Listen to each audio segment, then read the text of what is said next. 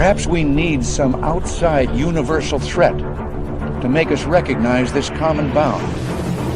I occasionally think how quickly our differences worldwide would vanish if we were facing an alien threat from outside this world.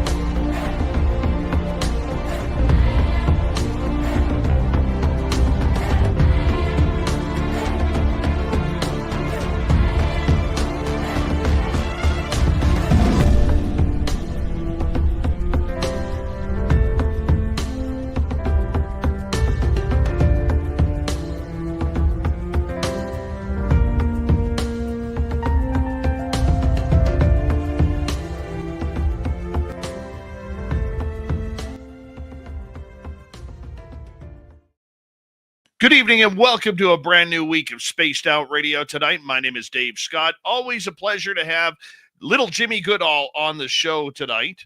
And yeah, you never know where it's going to go with Jim. But his hair looks great. That's the main thing. Dirty Filth is here with another crazy cartoon. And the best part about tonight, we have each and every one of you, including Tim Mothman and his goatee sharing the gold medal position. Richard Minnick with a silver. Race fan taking home the bronze medal tonight in the studio. Chris 716, Eternity Eternal. How you doing? Robert Lamoth, Road Flare, Frankie B. Thanks all for coming on in. Hi there, Kitty Cattywhack. SJ is here. How you doing, buddy? Oh my, look who's back. Sandra Kincaid is here. Sandra Kincaid will be signing autographs after the show. Line up to the left of the studio if you don't mind. To the left of the studio. Ethanol, Tucson Mufon. How you doing? Mel WD-40 is here, lubing us up for tonight's show. You always want to go into a show nice and smooth, and Jim Goodall likes it when it's smooth. He doesn't like any rigidness, so we got Mel giving the extra lube for Jim tonight. Tina Smith, how are you? Thanks for coming on in. And Stephanie Kenny Blankenship, thank you for joining us. And Mama Catherine, I love you, my dear. Hope you're doing very, very well tonight. Sandra, did I have you signing autographs? Yeah, Sandra will be signing autographs after the show. Line up to the left of the studio, if you don't mind. To the left of the studio. I'm not sure if I said that or not. I'm having a tough brain day today. I'm not braining very well. Joanne, how are you? Dewey Cheatham and Howe is back. Dewey Cheatham will be signing autographs after the show as well. Line up to the right of the studio, if you don't mind. To the right of the studio. The Michael Leger has showed up. Good to have you here. The Michael Leger. Kathy Evans, how are you? Belenia, my man. Monica, Thomas Rock, nice to see you all. Phyllis Boucher Perry, thank you for coming on in. John Lamb, good to see you. Operation Shutdown, thanks for joining us. Hi there, Skip. Melissa Nicole, looking lovely as ever. Candy, thank you for joining us. Noble Patrick and Kimberly Burgess, thank you too for joining us tonight. Destiny Rocks, thank you for joining us as we continue on with our roll call here. There's Matthew Gutka. If you wave at Matthew, he always waves back. And who's next on our list? We got Candy. We got Melissa. Oh, there's Alien Critter. Christine Lynn. Good to see you both. Dragonfly. Hillbilly Herb. How's it going, guys? Good to have you here. And Algaray over on Twitch. He did 200 push-ups. He's actually still doing them. He's going up to 450. He's got about a minute 20 to finish that. He wants to be jacked for Jim Goodall tonight. Absolutely. How could you not be? Marty Burback, thank you for joining us as we continue on with our roll call here. And let's see here. Scrolling on down. Up next is gorgeous Kim Jellin. But she's not signing autographs tonight. She left her Sharpies at home. She's wearing her thick, dark sunglasses so you don't recognize her. So don't hit her up for autographs tonight. Major Lee, good morning to you. Paul Demon, good to see you. Fapperoony, thanks for coming on in. And Fap, at least I have hair. At least I have hair. All right, let's move on. Hello and welcome to the radio and podcast side of Spaced Out Radio tonight. My name is Dave Scott. We're going to talk all things in the sky above. Aviation historian Jim Goodall, the legendary one, is here tonight to hang out with us as we are on roll call with our YouTube chat right now. Cielo, nice to see you. And who is next on our list to say hello to? Les Paul Holland in Australia, strumming away on his Gibsons. Oh, what a collection it is. Paradox Fossils, nice to see you. Digger Dog, thanks for coming on in. And Deborah Rooney, nice to see you. Purple-haired Pixie Lara, thank you for joining us. And are we caught up? Wolverine, Kurt M., good to see you both. We're caught up. Don't forget, the Super Chat is open. It's a wonderful way to support what we do on this show on a nightly basis. And you can shop at our Spaced Out Radio store. We do not have ugly swag, people. No ugly swag. So check it on out. Horns out.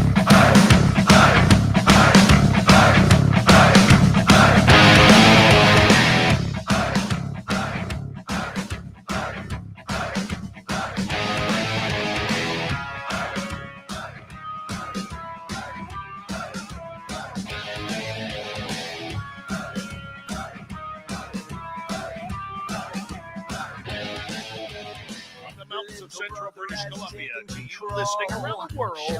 This, my friends, is Spaced Out Radio. I am your host, Dave Scott, sitting in the captain's chair of SOR headquarters. We welcome you to tonight's show on our terrestrial affiliates around North America, digitally on every major podcast network. Our website, spacedoutradio.com. We have a plethora of features. Rock out Buffalo, read the news wire, check out our swing as well.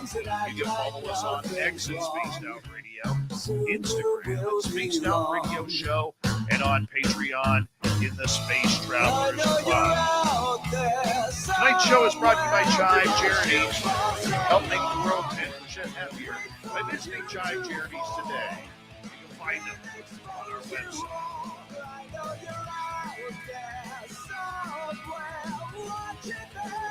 We're going to have a great show of fun tonight. One of my favorite guests ever, Jim Goodall, aviation historian, legend in the field of searching for secret aircraft, will be with us tonight. We're going to talk everything from UFOs, drones, Blackbird, SR-71, F-117 stealth fighter, Bob Lazar. And you know what? Jim usually throws in a shot at one of his ex-wives because he's got like 17 of them. So we'll hear all of those tonight. Then in hour number 3, Swamp Dweller will kick things off, followed by Tim James with a great and busy UFO report. Now, I just learned this before the show.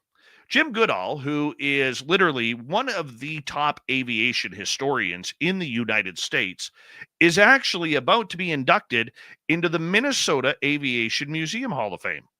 This guy is a legend. He is the first person to ever capture a photograph as a civilian of the F-117 stealth fighter. He is considered an expert, a civilian expert, on the SR-71 Blackbird. He is very good friends with alleged former Area 51 employee, Bob Lazar. He talks UFOs, he talks spy planes, he talks anything as long as it's in the sky. And he's been doing this a long time. You can find all of his books at any major bookstore, including at Lockheed Skunk Works, because they have a bunch of his books as well. And we'll just bring him in. There's no need for any more introduction to Jim Goodall, who absolutely is a legend around here as well. Jimmy, thank you so much. Happy New Year to you, my friend. Same to you. I was trying to figure a way how I was going to make it to Las Vegas this year. So I had some other competing stuff, but Spaced Out Radio was my priority, and everything sort of came together. So I'm looking forward to seeing everybody that's going to be there. I'll be there. I'll be there, Friday, Saturday, and into Sunday. So, and the only thing that would change that if something happened with my wife. Yeah. For people who don't know, Jim's wife is suffering from Alzheimer's, and so he's her lone caretaker. So he does have to take, she's a little bit more important than us. She really is. Yeah. She's also prettier too than you. So, well, almost anybody, yeah. If your lovely wife was growing a beard like mine, I would say that you'd be in some trouble there. Oh, okay. So now is Dirty Filth going to be there this year? We're hoping. Hoping Dirty Filth is going to be there. Okay, he just gave a thumbs up. Well, you know what? I mean, when Dirty Filth shows off the chest hair from the 1970s, the ladies are going to go crazy. They're going to go crazy when they notice. I mean, the guy is like Austin Powers with his shirt off. Oh, okay. Yeah. Yep. I'll make a comment, but this is open to the public, so I won't. Yeah. Well, Jim, for people who may not be familiar with you, you are somebody who has contacts all over the United States Air Force. You have contacts throughout everything to do with aviation and history. What do you love about aviation history in the United States? Well, I mean, I love machines. I always have. And I mean, I can remember the first major significant airplane that ever flew over our house. I was 5 years old. And I think the reason I'm so nuts about airplanes is probably because of that event. Okay, fast forward now. This is almost 75 years ago.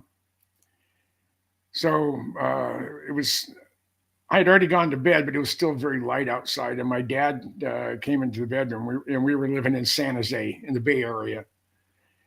And he said, I don't know what's coming, but you got to see it. So I got up, we went outside, and over the Coast Mountains came not one, not two, but 24 Convair B-36s. That's a 260-foot wingspan, 10-engine strategic bomber. You can fly 60 hours unrefueled without landing or refueling.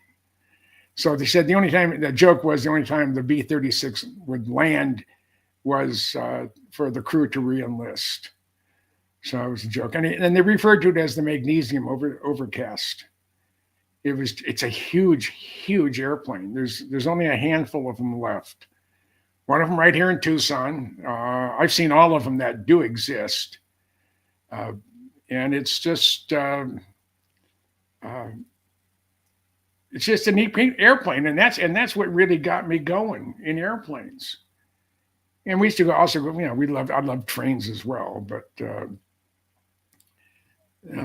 that became something that has carried with me through my entire life.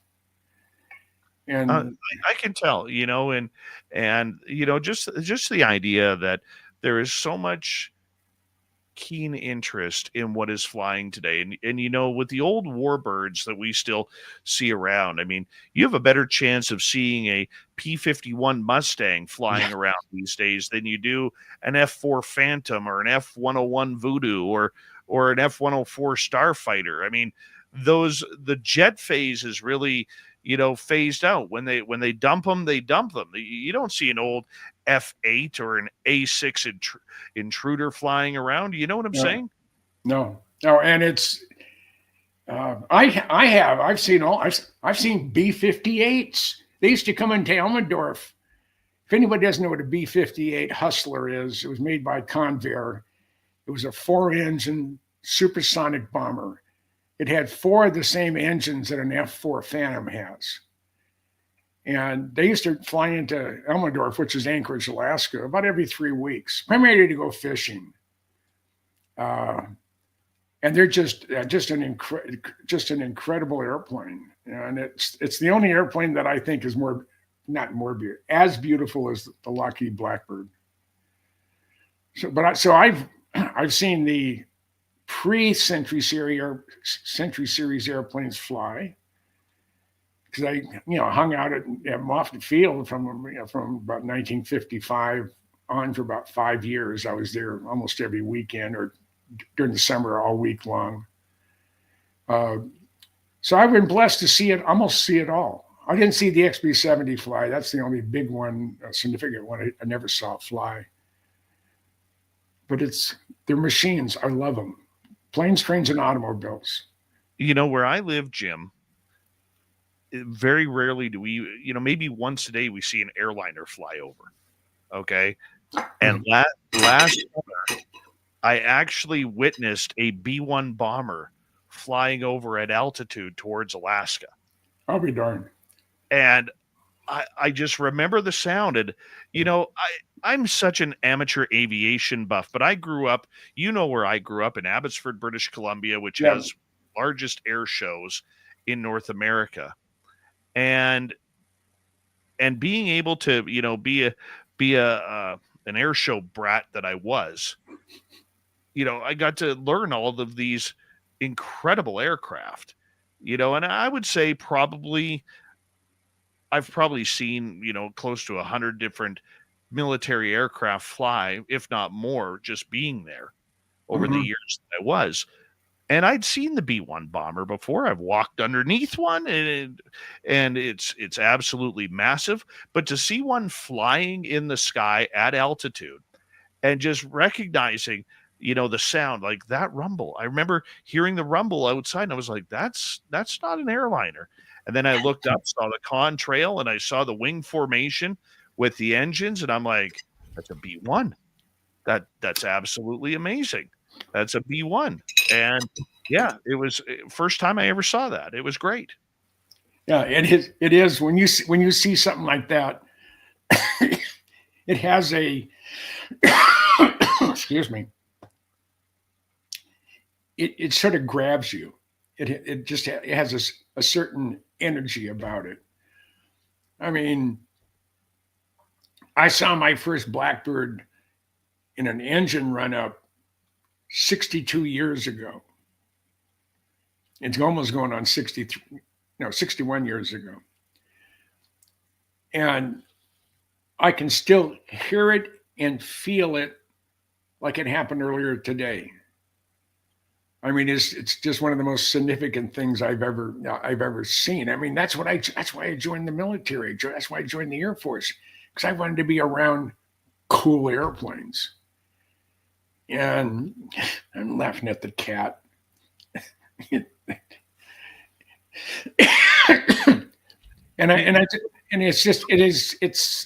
something that it was part of my being was to be an airplane fanatic. It was in my DNA. It had to be. So I've and never in my wildest dreams did I ever think that I would, some guy who was living in Minnesota. I grew up in the Bay Area. I ended up being the world's foremost authority on the Blackbird. Ben Rich told me that. And he said, how many different Blackbirds have you been into? And I said, well, they made 8 different versions of the man Blackbird, and I've been in the cockpit of all 8. He said, you're one of only about 3 people who can say that. So I became a pain in the ass, and I've to the Air Force, and I know the guys out in the desert know, probably it's been so long now that they probably don't remember me, but I've had more than a few occasions and it's Goodall or Goodall and Lear. That was the best of the comments made by the camo dudes. And that was in 96. And hell, that was 30 years ago. I don't know where the time went. I mean, in my head, it's still the 90s, the early 90s at that. And we're a quarter way through the 21st century. I know. God, I don't know how it happened. You know what I will always remember, Jimmy, is when I was 13 years old at the Abbotsford Air Show, And this was 1986 during Expo 86. Okay. And they had 5 different countries air demonstration squadrons there. They had the Blue Angels there from the U.S., the Canadian Armed Forces Snowbirds. They had Esquadra di Fumaca from Brazil. They had the Frici Tricolori from Italy, Okay. and Patrouille de France from France. Uh-huh. And as highlighted as that was, I remember sitting at the air show on a Saturday, and they contacted they had the pilot of the SR-71 talking to the tower in Abbotsford, and he was explaining how they were just about to take off from Beale Air Force Base in California. And I'll never forget him saying, he says, Abbotsford, we will see you in exactly 26 and a half minutes. And 26 and a half minutes later, the Abbotsford Airport faces the Washington border. It's only about 1.5 miles, 2 miles Yeah. from the Washington border. And so at 26 and a half minutes, the entire static display, like there's 100,000 people there, and everybody is looking south. And the pilot of the Blackbird, I wish I knew his name. Well, he came in on Afterburner right from the north while everybody is facing south. And then he went vertical with the aircraft, right? It was absolutely amazing. Amazing. And I will never forget that moment. And then when they landed the SR-71, they weren't sure if they'd be able to land it there, but they did. And I'll never forget, the 2 cockpits opened up because it's 2 separate doors, and the pilot pops out a Canadian flag, and the Wizzo pops out an American flag, and they taxied right by all the people standing there. And man, what a memory that was. I mean, I was 18 the first time I saw a Blackbird, and it affected me the rest of my life. I mean, when I had every model airplane kit that Revell and Monogram and Adams and a few other oddball companies made, airplanes in the 50s, I had them all. I mean, I had a whole Air Force, in the air over my bed in my bedroom. And, to go into the Air Force and go into the military and be able to see something, the world hadn't seen the Blackbird when I saw it. They didn't see it again until September of 64. I saw it in March 10th, 64. And it was just, I don't know, it changed my entire life. That's about the only way I can put it. And I'm glad I was there. I'm glad I was, to be part of history. I stood next to the runway. We're actually working on some nav aids. And now the runway at Edwards, I think it's 15,000 feet. And I believe it's 400 feet wide, because they don't know what's going to take off on land, or, if things are going to take off, multiple airplanes at the same time. 2 YF-12 interceptors. That was the fighter version of the Blackbird. There's one example. It's at the Air Force Museum. They took off tandem. They took one, went, and then as soon as that started rolling, the other one, they were in full burner, went.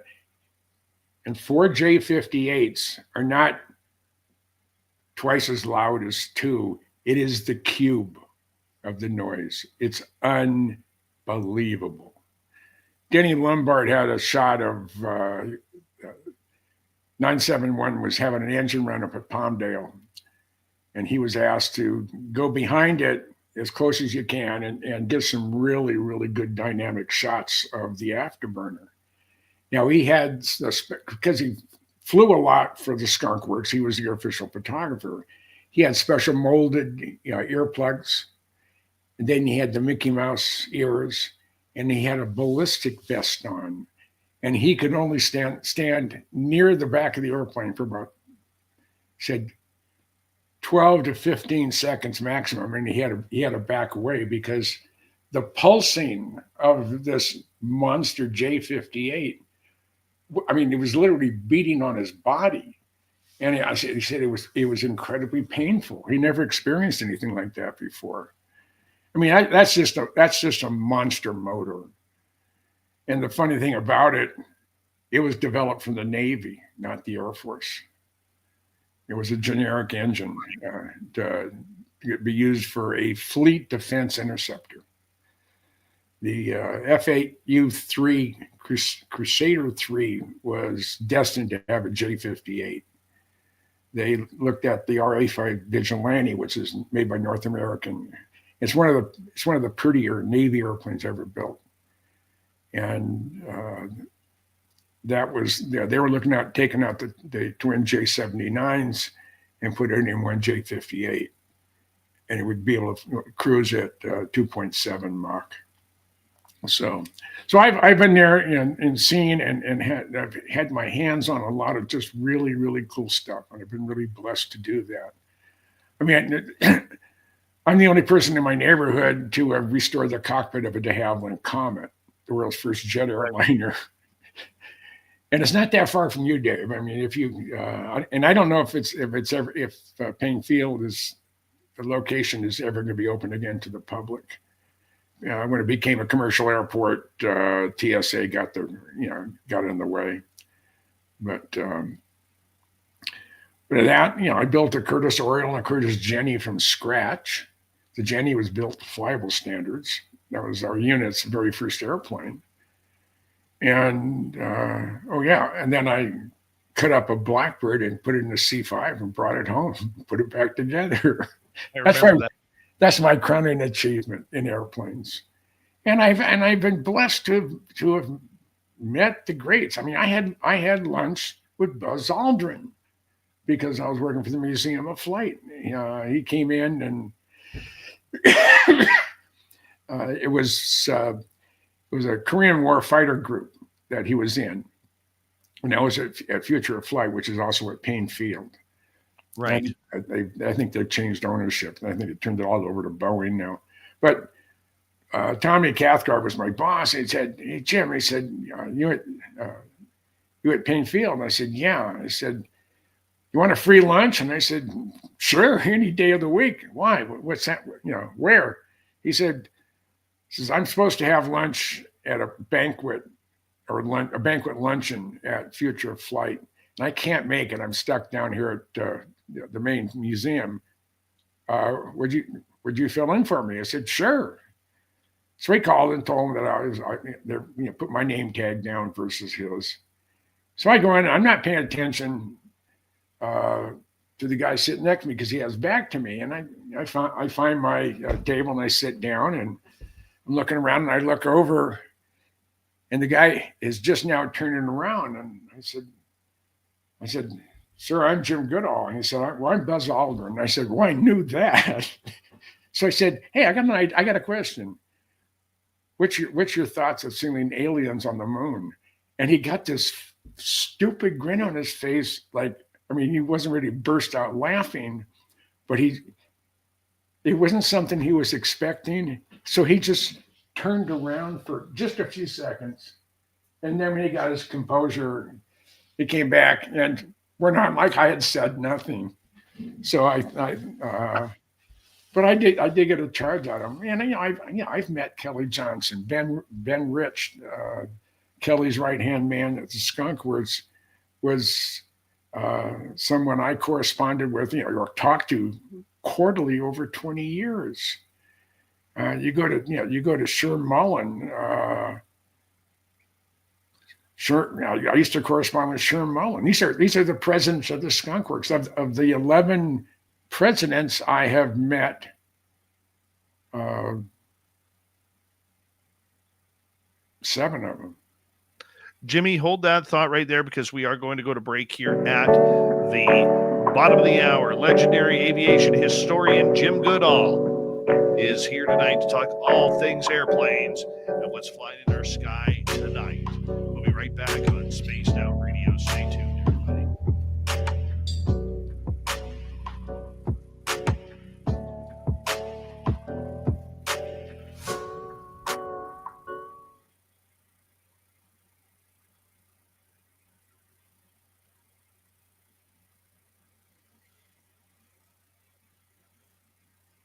All right, Jimmy, we're clear. Good. So now I've been blessed. The people I've met. Yeah, you have. I mean, I think it was up in Reno. So I said, how do you get to know these people? I said, well, I met them. I knew them before they were anybody's, and then they became somebody's. And Bob was I met through John Lear. Yeah, He was an interesting guy. You've just had a lot of being in the right place at the right time. It was dumb luck. It had nothing to do with skill. It was my destiny. It was my destiny to be at the Holiday Inn at the San Francisco airport to meet you in March of 20. I mean, we're going on 5 years, my friend. I will never forget that conversation. It was you, me, and Olaf Phillips. We walked into the bar at the hotel restaurant. I think it was about 11 o'clock at night. And at 2:30 or 2 o'clock, they shut down the bar. And we were still talking. They're like, you guys just close up when you want. And you were still talking. I think I said 4 words the entire night. I was just listening, man. It was one of the greatest experiences of my life, Jim. Well, someone asked me, how long can you talk on your favorite subjects? Because I have more than just one. I said, minimum of 45 minutes. Don't ask me to talk about the Blackbird and give it a good overview in less than 45 minutes. So what's the maximum? I said, I usually lose my voice after about 10 hours. But since I have a requirement where I must smoke cannabis at night, my throat gets hoarse, so I can't make it 10 hours anymore. 8 maybe, not 10. So, but I only do that at night, so it's the only time I have a scratchy voice.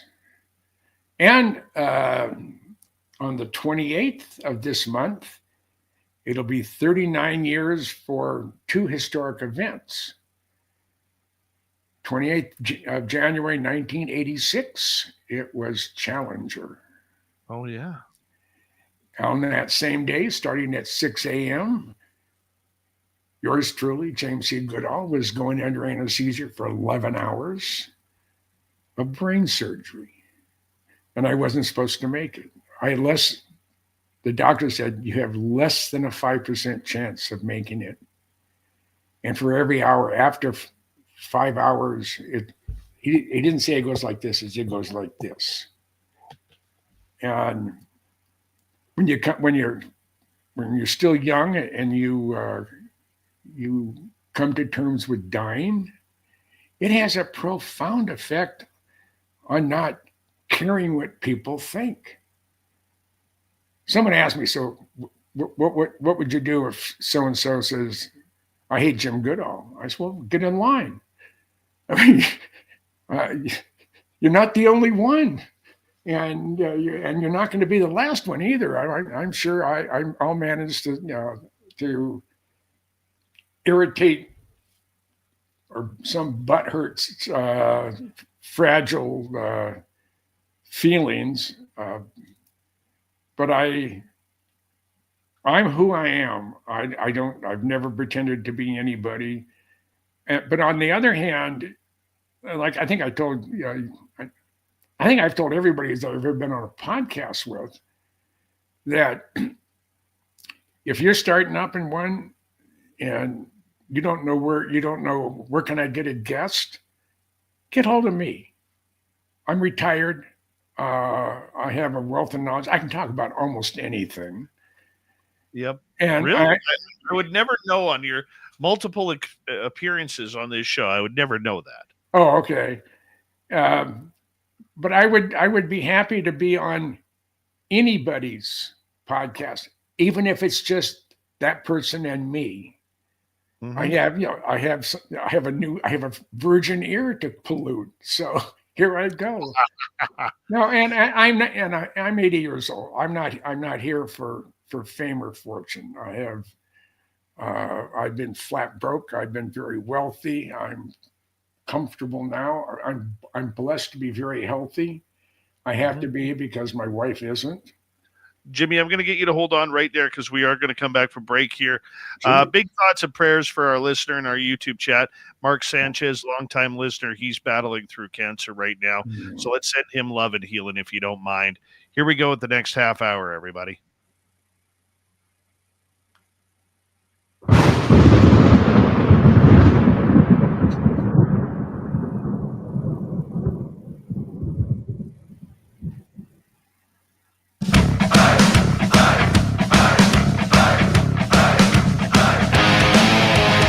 Here we go with the second half hour of Spaced Out Radio tonight. My name is Dave Scott. Thank you very much for taking the time to join us. We really do appreciate your listening ears wherever you are on this beautiful planet we call Earth. Reminder to all of you that if you missed portions of this show or others, you can check out our free archives or go to any major podcast network. It's there free. On our website, spacedoutradio.com, we have a plethora of features for you. Rock out to Bumblefoot, read the news wire, check out our swag as well. Follow us on X at Spaced Out Radio, Instagram at Spaced Out Radio Show, and on Patreon in the Space Travelers Club. Legendary aviation historian Jim Goodall is with us. You can find his books at any major bookstore or online. He is one of the best when it comes to what is flying in the sky right now. And Jim, I want to start off with a question about the SR-71. Sure. If you don't, because you are a leading expert in this. They always said it flew Mach 3.2 plus. Yeah. How fast did the SR-71 really go? It's redlined at Mach 3.33. And you're saying, well, how can it get redlined? The critical part of going fast in that airplane is the compressor inlet temperature. It is redlined at 827 degrees Fahrenheit, which is amazing because in 20 feet, you're taking air that is 70 degrees below zero. This is all Fahrenheit. Minus 70, and in 20 feet, you're raising the temperature due to compression and friction to 900 degrees. Anything above the 900 degrees going into the face of the engine would have a problem with probably distorting the distortion of some of the compressor blades because they're not designed for the heat like the turbine blades are. So it's always been redlined. If you to go to Mach 3.33, you need written permission from the wing commander. So it isn't. I'm going to go. The SR-71 flies at anytime it flies at Mach 3.2, it is within 95 to 96% of its maximum speed. During flight test in SR-71 974, Bill Weaver, and I can't remember who his backseater was. That was a test bird out of Palmdale. It wasn't part of Air Force. It was being controlled and maintained purely by Lockheed there at Site 2. And the 974 was the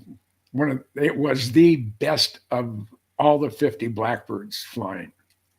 Every Blackbird had its own personality. The one that's at Pima Air and Space, they referred to it as the bastard because it was just, it'd be out at the end of the runway, all of a sudden the control would start going like this with no input to them, and then it would stop. Never did it in the air, but everybody was a little bit they're always making sure they're checking out their ejection procedures before they took up. But it's, I know the airplane,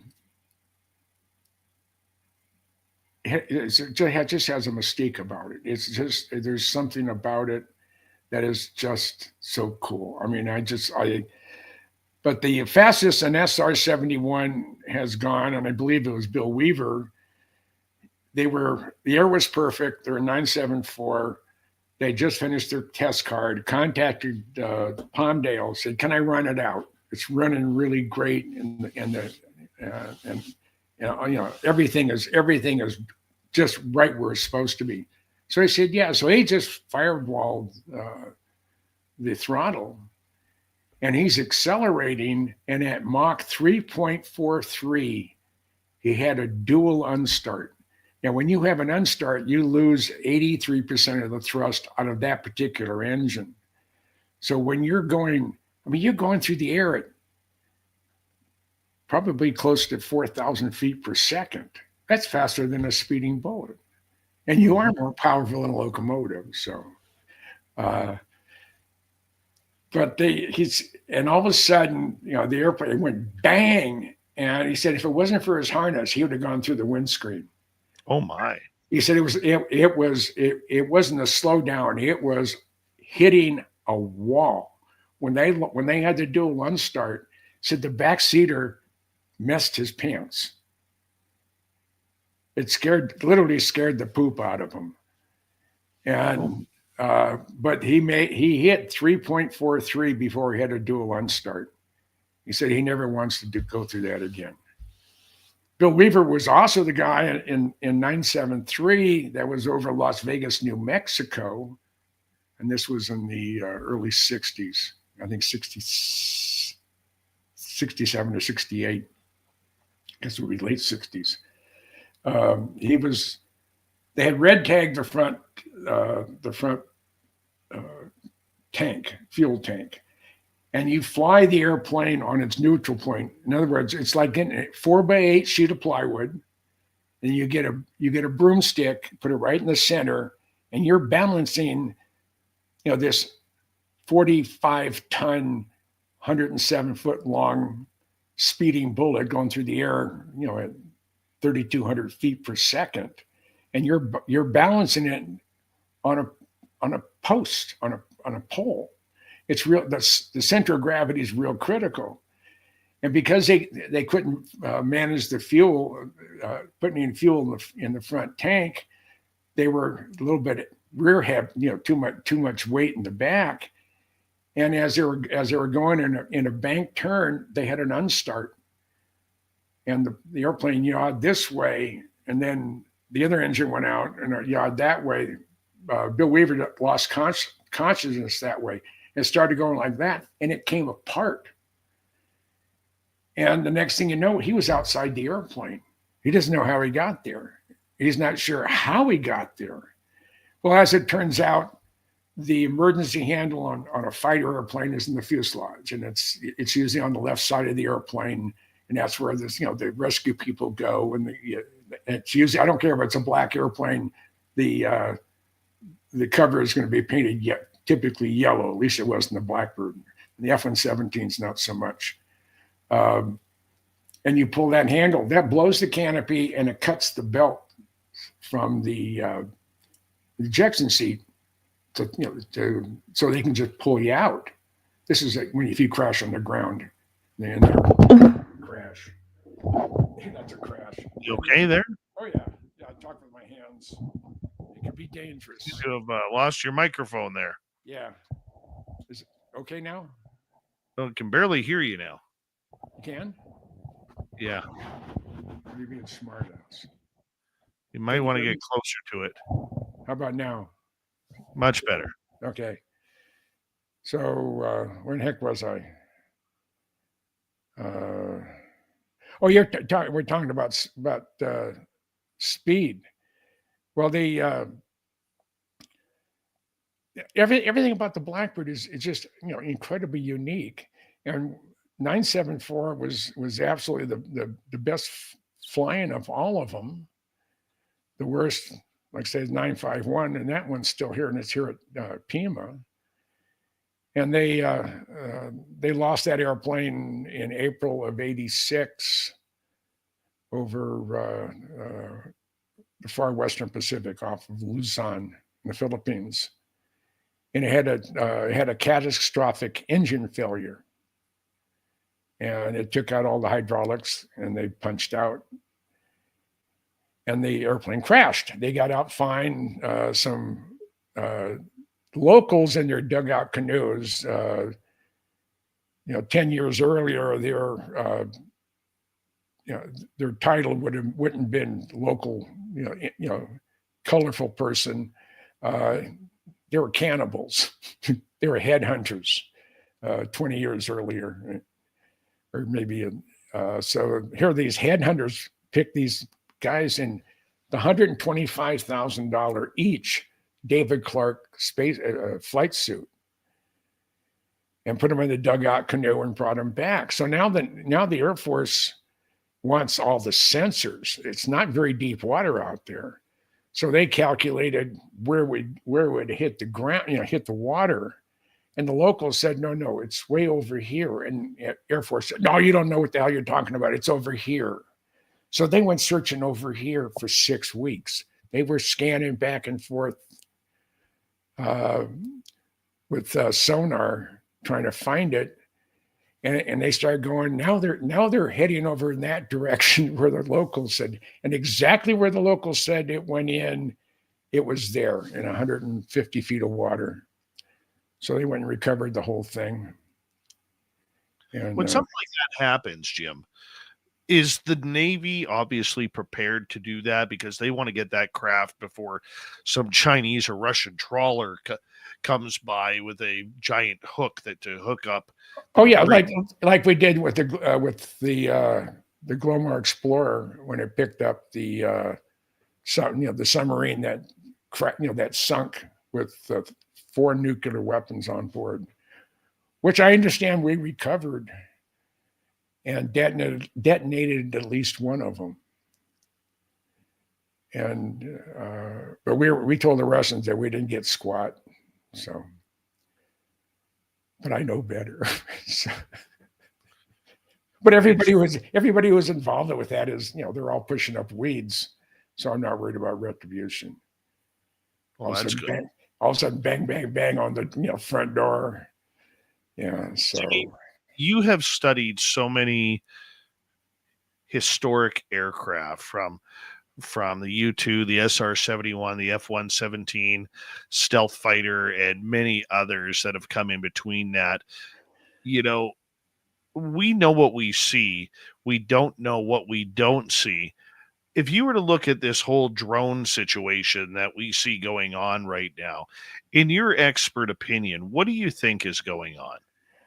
Well, I think what's happened now, let me preface it with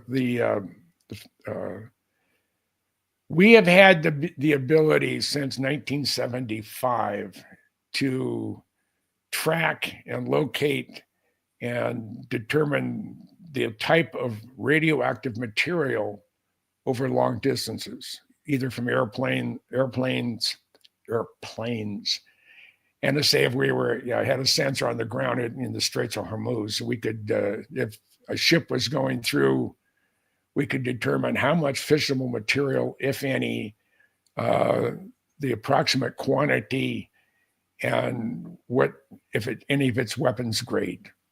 That's how sensitive the equipment is. Now, the Russians had that capability before we did, but by 1975, which is, a half a century ago,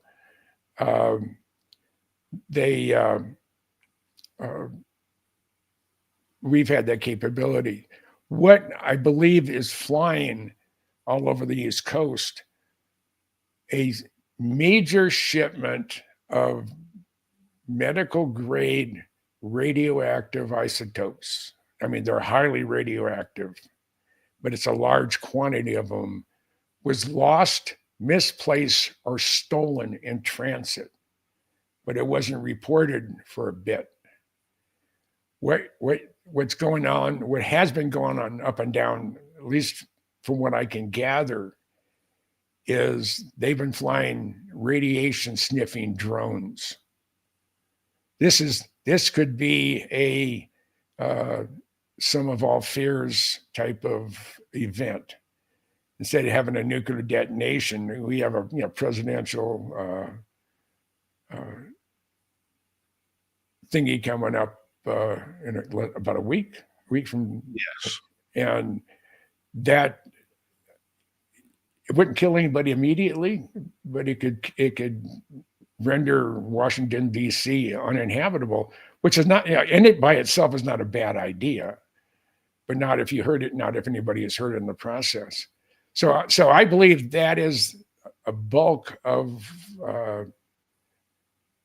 of what we've been seeing are drones. They're ours. I mean, if they have a red and green light on them,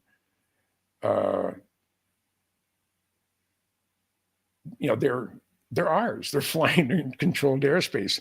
The aliens don't give a rip. They'll fly out with all sorts of weird flashing lights going all the way around it, but not the required red and green lights. So we know if you're coming or going. So it's and I believe some of it's misidentification, because now that's you have people get hysterical. Oh, they're aliens, or there's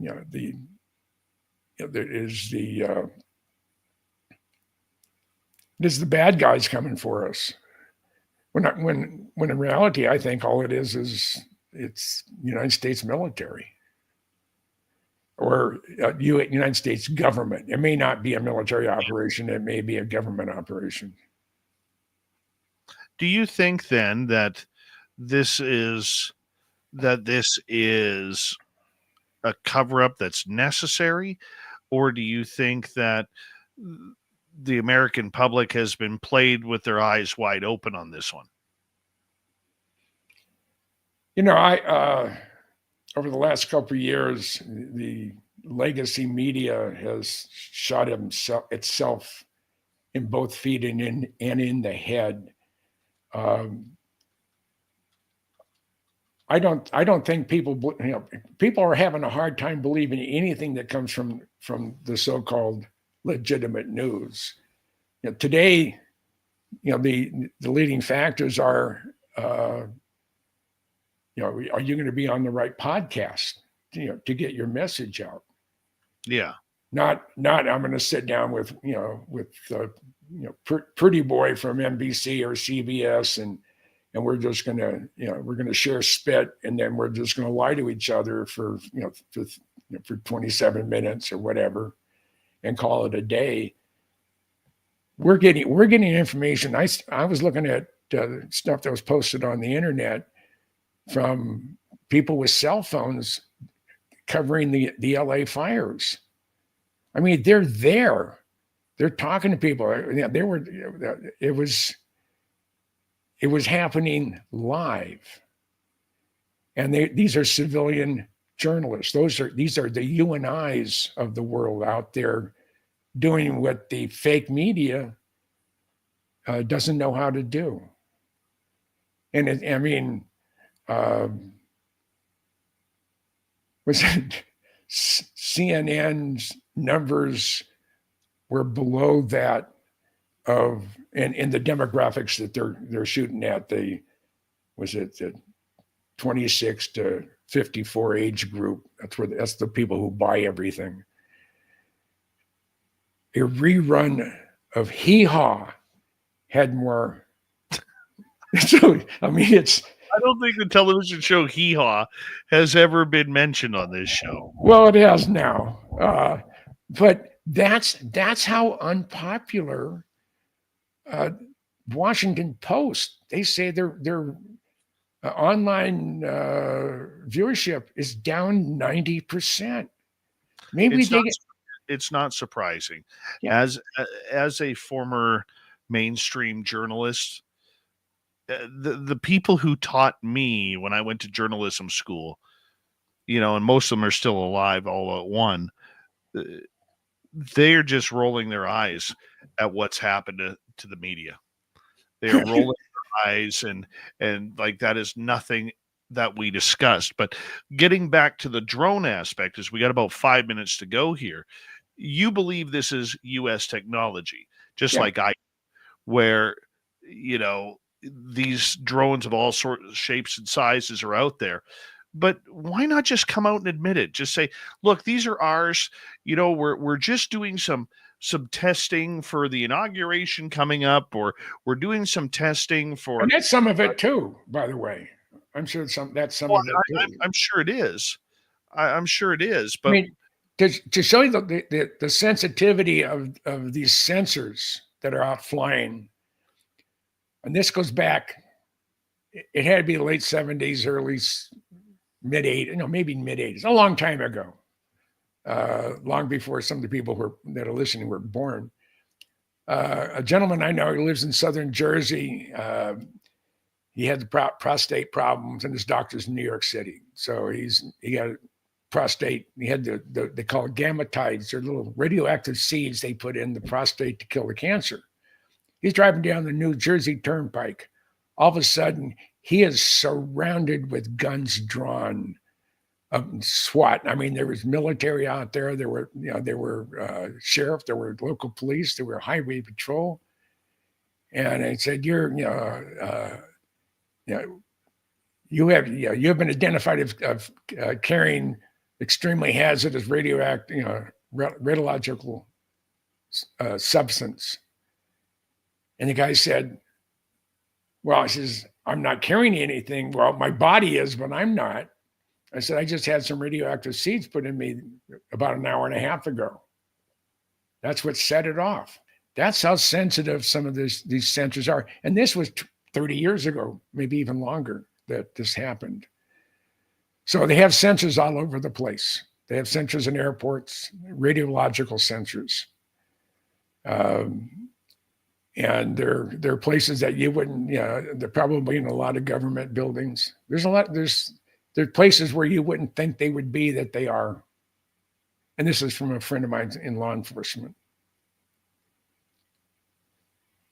So, I still don't understand why the U.S. government just wouldn't come out, even with some ridiculous excuse, that they're trying to look for the hatching of a gypsy moth or something.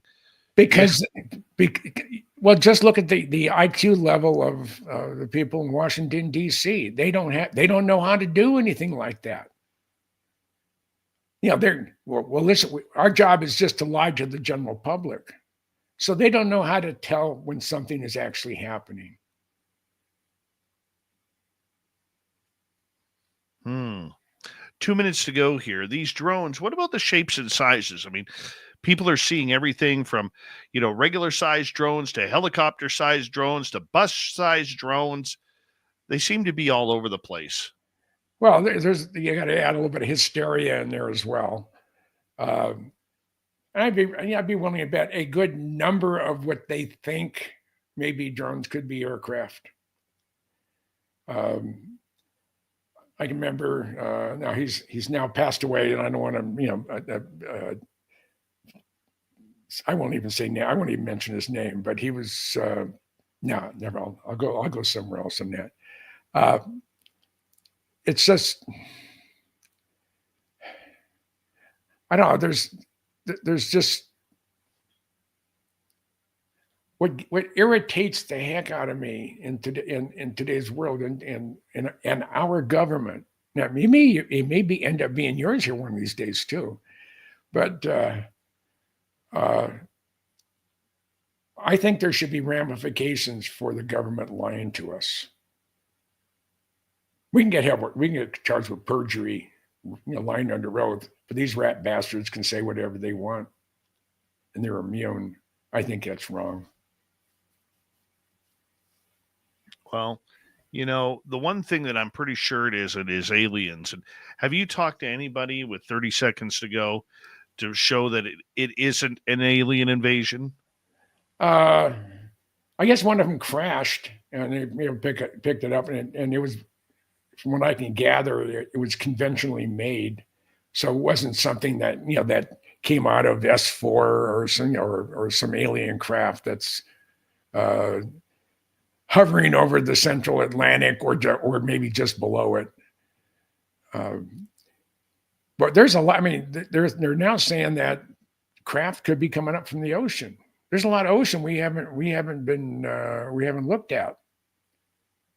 There could be a whole world down there. And I don't think we've ever been alone. I don't think so either, Jim. Jim, when we return on Spaced Out Radio, Bob Lazar's given a new interview with Chris Ramsey.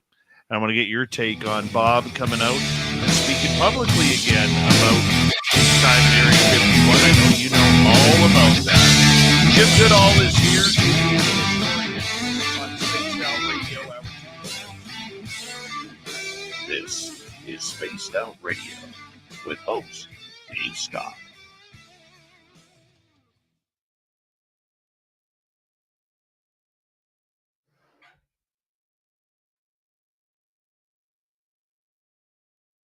All right, Jimmy, we are clear. I like that's cute. Well, there you go. Yeah. You and Dirty Filth can chat away here. Yeah, you're gonna bring that to Las Vegas in May. Well, I think I can do that. Oh, I'd love to have that's cool. I have the other one you gave me 2 years ago. This one's way better though. No, it is very cool. Very cool. Hey, I'm gonna run it. I have to get some more water, and then no worries. I can ramble to all these crazy people here. Okay, that sounds good. As Arnold would say, I'll be back. I'll be back. Oh yeah. I always got to have a double pokey cactuses. I actually have a whole bunch of cactuses. Interesting story about some of the cactuses that I own. My dad, this was like probably 15 years ago. My dad 15 years ago, I got the piece of this cactus, and he had the cactus itself for like 30 years. And the piece that he got the cactus from was from some old lady who had that piece of cactus for something like 60 years. So the plant is absolutely incredibly old. It's just neat, and all the little arms that come off of it fall off. And if you lived in Edmonton, I'd drive out and give you a chunk of it, but yeah, it's pretty neato. It's probably the oldest thing I own now that I think about it. Look at that, all that from a cactus drawing. But anyways, I'm rambling away here. My dogs are snoring. Welcome to the show. My cats snore. There's usually 3 on the bed, so it's like 3 different cats snoring away. Yeah, it's madness. Aliens play baseball. The Japanese are really big into baseball. I found that out recently. I ended up watching it in a Japanese baseball game. Couldn't understand anything, but it's pretty crazy. They go pretty all out there. Thanks, Jürgen Johansson. Probably said that wrong. I apologize. Yeah, the cactuses are pretty rowdy.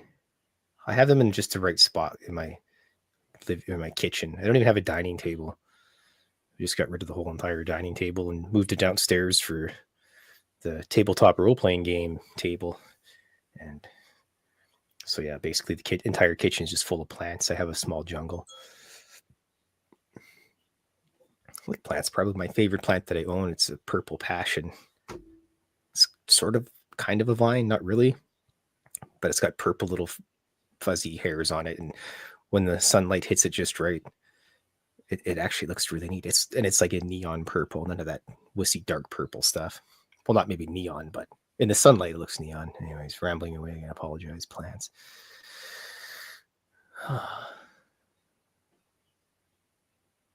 I wish I had a garden skip. I just have I get 2 little tiny spots. There's not enough room for a garden with cats because they're out of control. So we just put flowers in there. Get a big hosta plant. Flowers and sunflowers because they look nice. They're easy. You don't really have to take care of them. Just plant them and they go. Ooh, and beans. We put beans in the trellis last year. Because nothing beats just like beans right off the vine. Peas as well. Oh, hi, Tim Mothman. Just trying to look at the chat here. It's almost time to give the cats some snacks.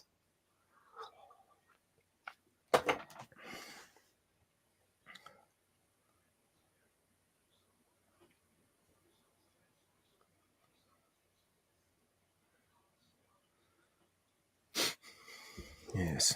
Anyway, so the idea for the drawing, I always figured if Jim ever met an alien, he'd be like, let me take the UFO for a spin. And I'm pretty sure the Galactic Federation doesn't have an insurance policy for humans going for joyrides in UFOs. So don't know how well that would work over. So he'd probably get fired or lose his UFO insurance.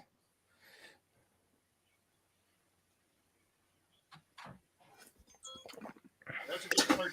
Dirty Bill. Hi, Dave. Hi. It's time to go give the cats snacks. Yeah. How's Blob It's very doing? important.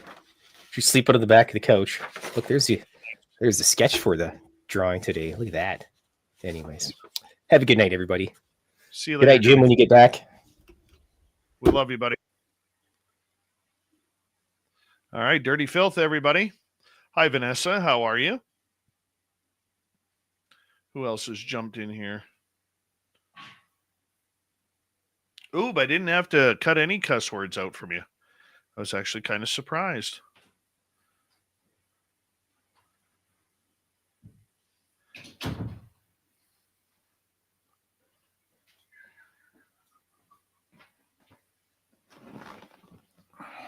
There's little Jimmy Goodall right there. Thank you tonight to Mel WD40. Thank you to Thomas and Major Lee for the super chats. Greatly appreciate the love and support, everybody.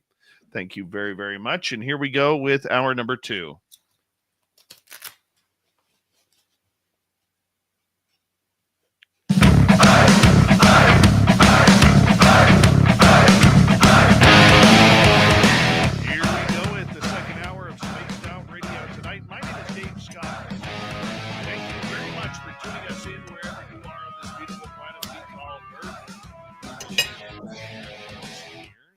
Reminder to all of you that if you miss portions of this show or others, you can check out our free archives on YouTube or any major podcast network. Our website, spacedoutradio.com, we have a plethora of features for you. Rock out to Bumblefoot, read the news wire, check out our swag as well. Follow us on X, Spaced Out Radio, Instagram, and on Patreon in the Space Travelers Club. The Desert Clam has set the password for tonight in the SOR Space Travelers Club. Hamartiology. Hamartiology is your password. Use it wisely, Space Travelers, as the Clam sets the password each and every night right here on Spaced Out Radio. Once again, we say hello to our guest. Legendary aviation historian Jim Goodall is here. And right before the break, we were talking about the drones all over the United States. Are they ours? Are they theirs? Whose are they? Jim, welcome back. I'm glad to be here. Yeah, no, they're ours. I don't think an alien technology that went from another solar system or another galaxy or another universe, traveling all this way on propellers and rockets or turbine-powered craft. I don't think that would cut it.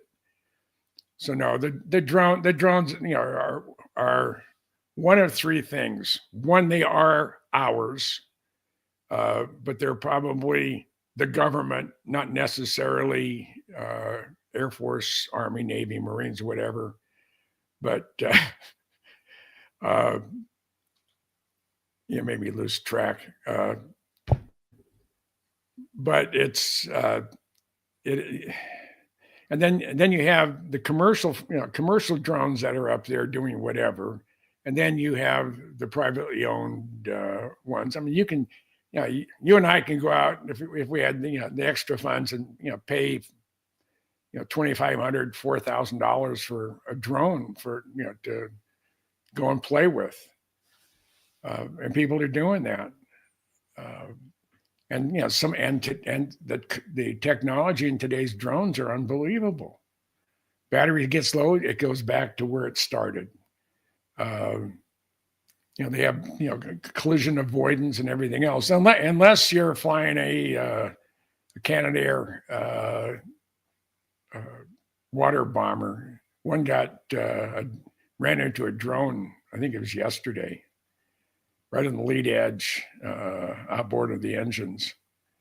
Nice hole about so big.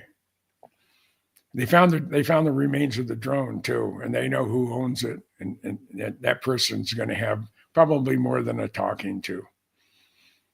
He'll probably be liable for the damage to the airplane. You just can't put duct tape over it, and I'm sure they did just to continue on the firefighting. But that's significant. So, Very true. Yeah. Very true.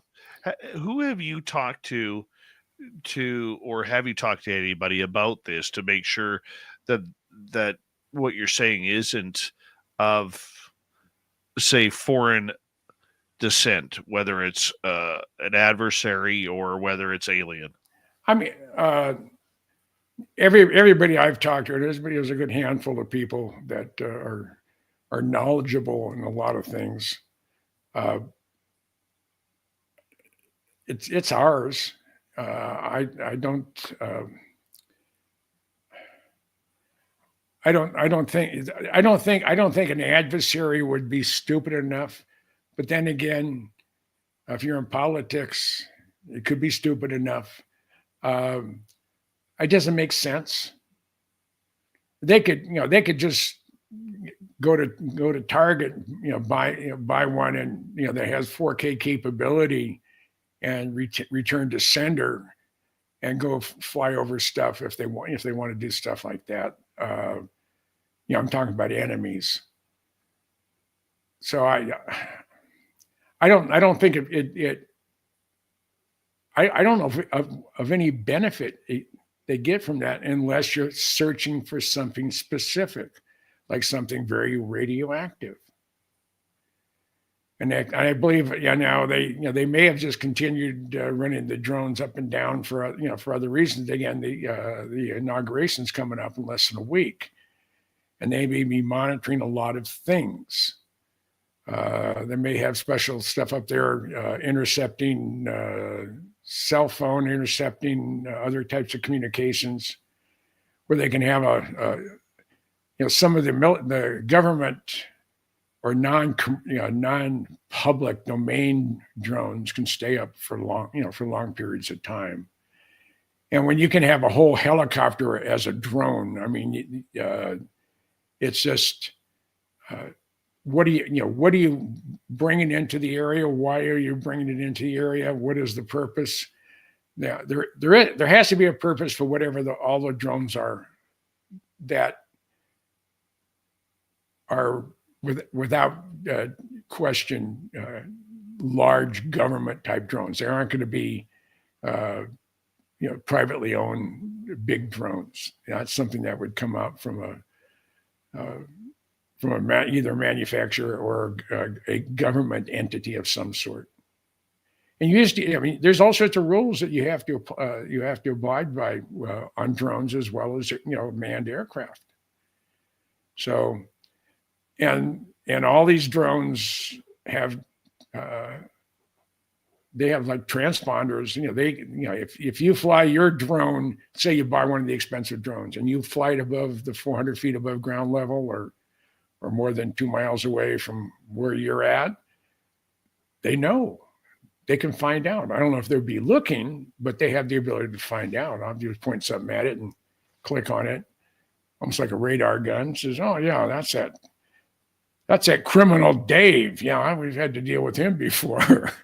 Yeah, so that's trouble. Yeah, played me for it. Yeah, well, of course. You Canadians. What can I say? Nothing but trouble. That's all we are. Yeah. Nothing but trouble.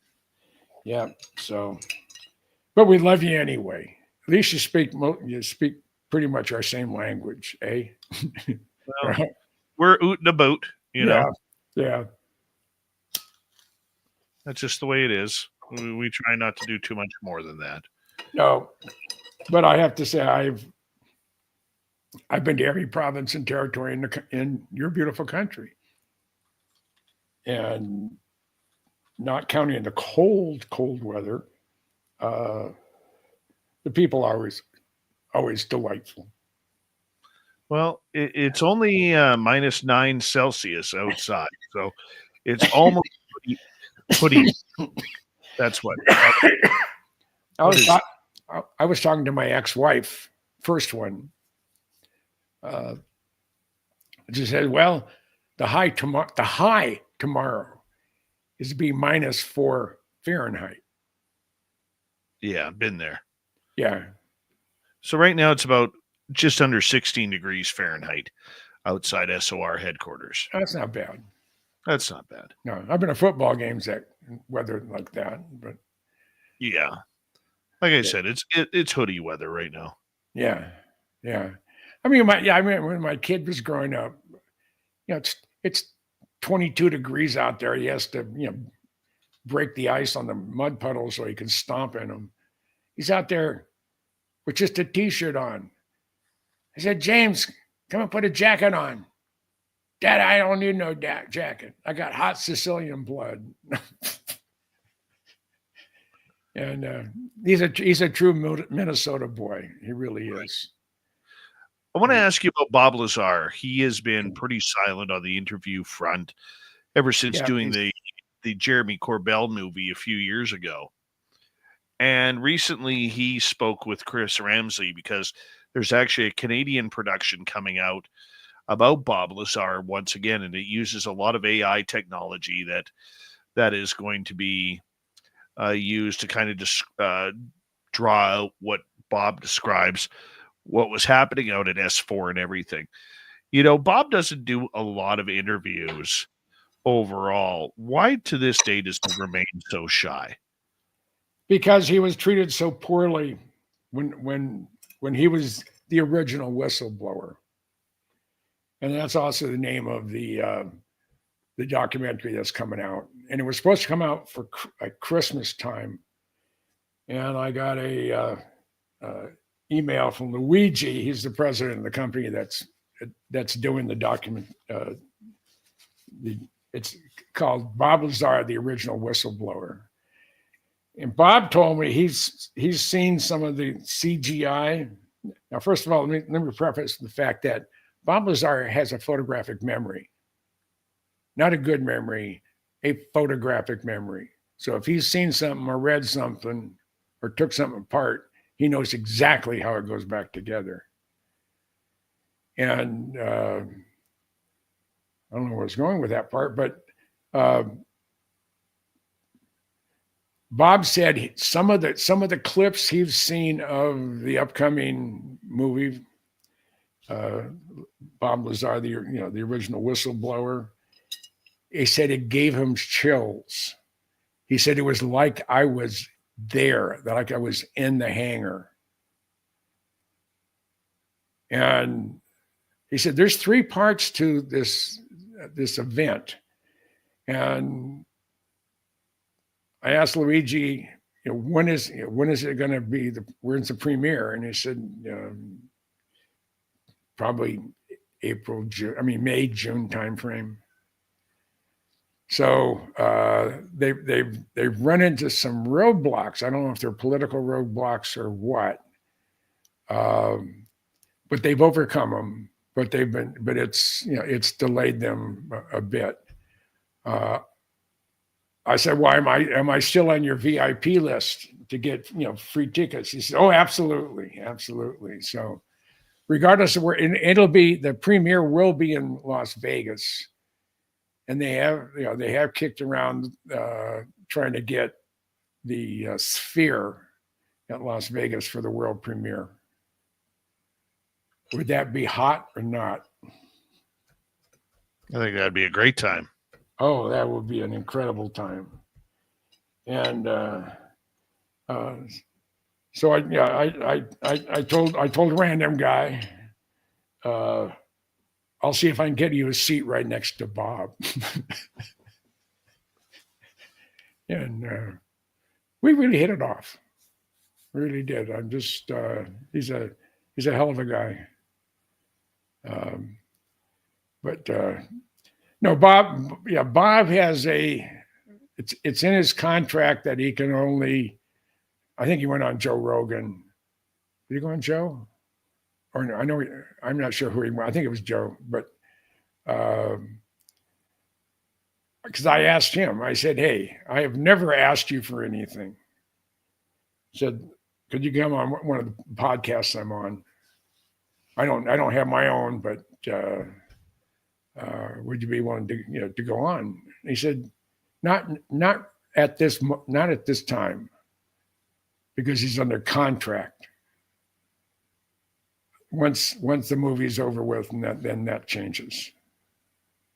So, and I'm gonna go up again. All depends on my wife's health, as I want to go up and spend a couple of days at his place, and but I can't do it during the winter because my car, one, only has that much ground clearance and doesn't do well in snow. No. So, but I did plow through snow. It was February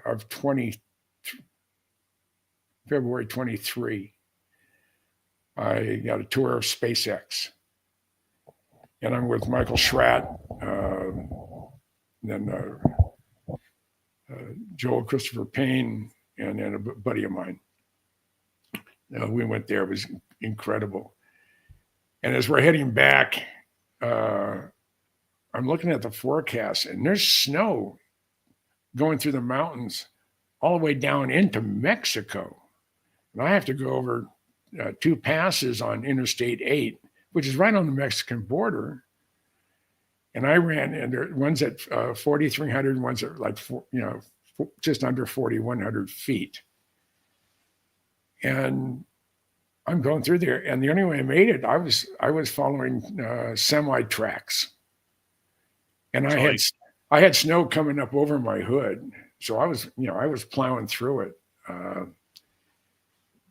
and it was, and I kept it about 5 miles an hour. I wasn't gonna. There's no, because if I lost it, I would lose it. And I don't know if I would have been able to recover. So, but I have, that spending 27 years in Minnesota, learning how to drive with these crazy Norwegians and Swedes and Finns, to my time up in Alaska, my 3 years up there, and then when I was stationed in Denver, I became a fairly confident driver in the snow. It's fun, isn't it? No, that's why I live in Arizona. I don't. It's pretty. It snows here we have a snowfall about once every 5 or 6 years. And the first year I was here, New Year's Eve, it had 4 inches of snow. But by 7:30 in the morning, it was all gone. So that was our winter. It lasted about 5 hours. That was it. Must be nice. Yeah. I've got another 3.5 months to go. Oh, you poor dear. Yeah. But you live in a beautiful country. I mean, Yes. I can't see myself ever living back in the greater Seattle area because it's not what it used to be.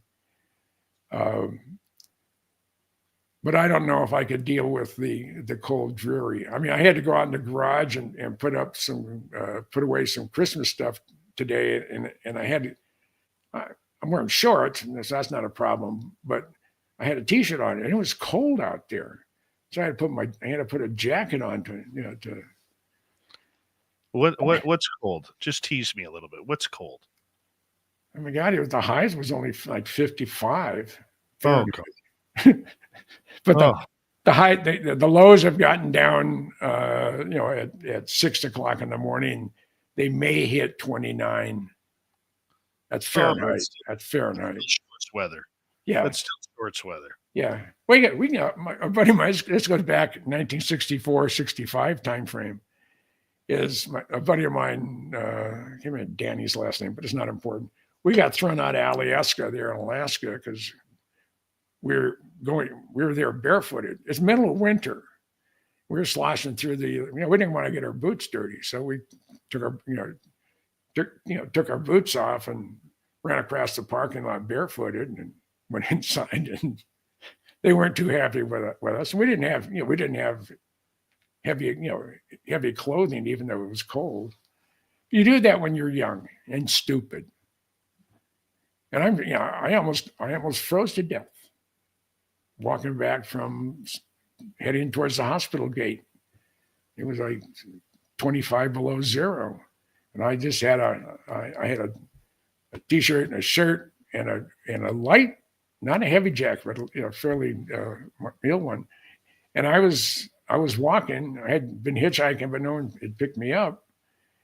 And it's the middle of the night. It's also the middle of winter, and I can see the guard shack at the hospital gate. And I'm walking. I'm thinking to myself, well, maybe if I just sit down and just rest a minute. But I knew if I did, I would never make it. And one of the guards saw me and came running towards me, and they got me into the guard shack, and they warmed me up, and they got me. I got a vehicle to get me to the barracks. So, I've seen really, really, really cold weather. I've been in Tok Junction, Alaska, which is near I think it's Big Delta. It was 73 below zero, dead calm. Actual temperature. It was at an army relay station that they had some communication problems, and they had to send me out there to fix it. So, I think the coldest I've been in is minus 40. Yeah. No, I don't want to do that. That's why I loved living in Hawaii before I moved here. And I was there was nowhere in California that I felt comfortable. I thought about Vegas, but there's too much temptation. It's a good thing I don't drink and I don't gamble. So that part, is okay. And we thought about Reno, but it gets cold up there. So we ended, I'd been to Tucson a number of different times starting in 71, and I really liked the place. It's a town. It's not a city. And Oro Valley we're a northern suburb. We were incorporated in 1978. We have a little over 100,000 people in our community, and it's nice. Yeah. Jimmy, let's get to some audience questions here for you, as we got about 2 minutes left. Yeah. Start off with Boo the Beagle, who is asking, do you think drones are the future of aviation? I hope not.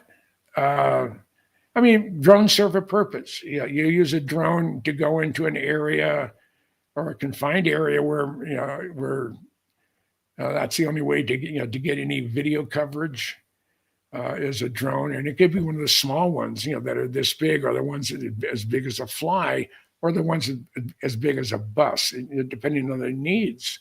So no, I think drones are they are the future. And we're going to be dealing with some big ones. So yeah, they are the future of aviation, but you can't. I don't think we're at that point yet where you can take the man totally out of the loop. Either it has to be the pilot, or he's controlling it from the other end, or he's the one who's written the flight profile for the drone to fly. So no, they're here to stay. It has changed warfare. Oh gosh, just look at what the Ukrainians have done. I mean, they're blowing up stuff in downtown Moscow. I don't know how many miles that is, but I know it's not close. It's got to be 800 miles, 700 miles from Ukrainian territory to Moscow. And they're doing a number on them. And they've taken out some of their best fighters with drones and ships. I guess there's a whole bunch of former Russian and Soviet tonnage at the bottom of the Black Sea. And on that note, we're going to get you to hold on right there, Jim, because we're going to continue with some audience questions in the next half hour on Spaced Out Radio. Legendary aviation historian Jim Goodall is here with us tonight.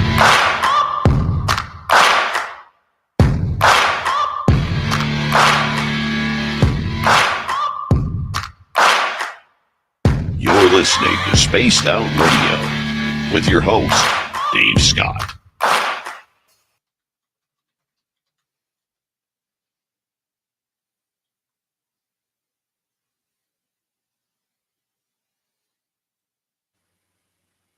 All right, Jimmy, we're clear. Good. Yeah. No, drones are here to stay. They're, Yeah. Why send someone into a very dangerous environment where if you can do it with an unmanned system of some sort, that's preferred. I mean, the thing about drones, the thing about robots is, they don't call in sick. Sometimes they break down and you have no idea what the hell making this thing do this. And they could theoretically someday go rogue on us. But I don't think we're at that point yet. But we should make sure that we don't fall victim to something like that. Agreed? I totally agree with you, my man. Totally agree with you. Yeah. So in Las Vegas in May, it's just going to be, we're going to be there for fun and frolic. Oh yeah, that's all it is. Okay. That's all it is fun and frolic. That's all it's been before.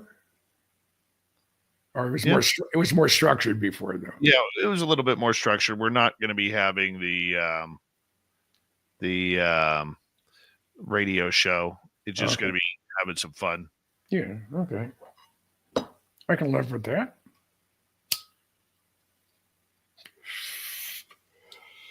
Did we get any type of deal with the Orleans? No, we did not, because I didn't schedule this.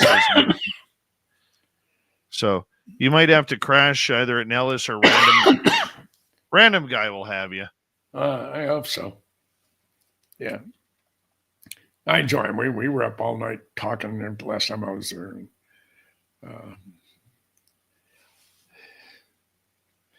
You know anybody in the fire areas? Do I personally? Yeah, there's been a few people that I know have been evacuated. I know Heidi Pop said their car is loaded with everything they need. And so if they get, because the winds are supposed to be at 75 miles an hour starting tomorrow for 2 days at least. Yeah. And then if they get a big storm come down through there with all that burnt out, and then you get heavy rains. Oh, now you have a tsunami of mud going through your neighborhood. It's not bad enough having everybody in your neighborhood burned down, so you don't have a neighborhood anymore. And I don't know what these poor people are going to do. I really don't. I mean, I have good enough credit and means where I could check into someplace and go out buy new clothes if I had to. But there are people who don't have that capability.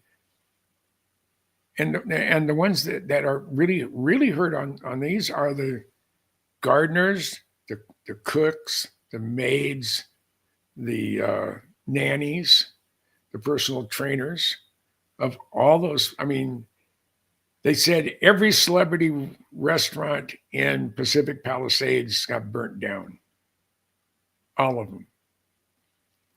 Jack in the Box is probably still open, but everything else is burnt down. Yeah, I mean, it's something to see how this plays out. You know, I spent was it yesterday or day before yesterday, just looking at videos people have posted, and I mean, you're sitting there and you're just going, and there's nothing that the firemen can do. Hey, we don't have any water pressure. You don't have any water pressure. You're SOL, and that's pretty much like SOR, but you're SOL, and that's short on luck. And there's other versions of it too. But I feel my heart aches for him. It really does. Oh yeah. I mean, that is for sure. Was it Billy Crystal? 45 years in the same house, 46 years, all his Yeah. memorabilia, all his half a century of his life. Oh, I hear you. It's gone. I hear you, my friend. All right, we're coming back here in about 20 seconds. Big thank you to Mel WD40, Thomas, and Major Lee for the great super chats tonight. Greatly appreciate your love and support of SOR, everybody. And if you have any questions for Jim, put them in capital letters. I will try and get to them. Here we go, everyone. Like 7 seconds. Don't forget to shop their Spaced Out Radio store.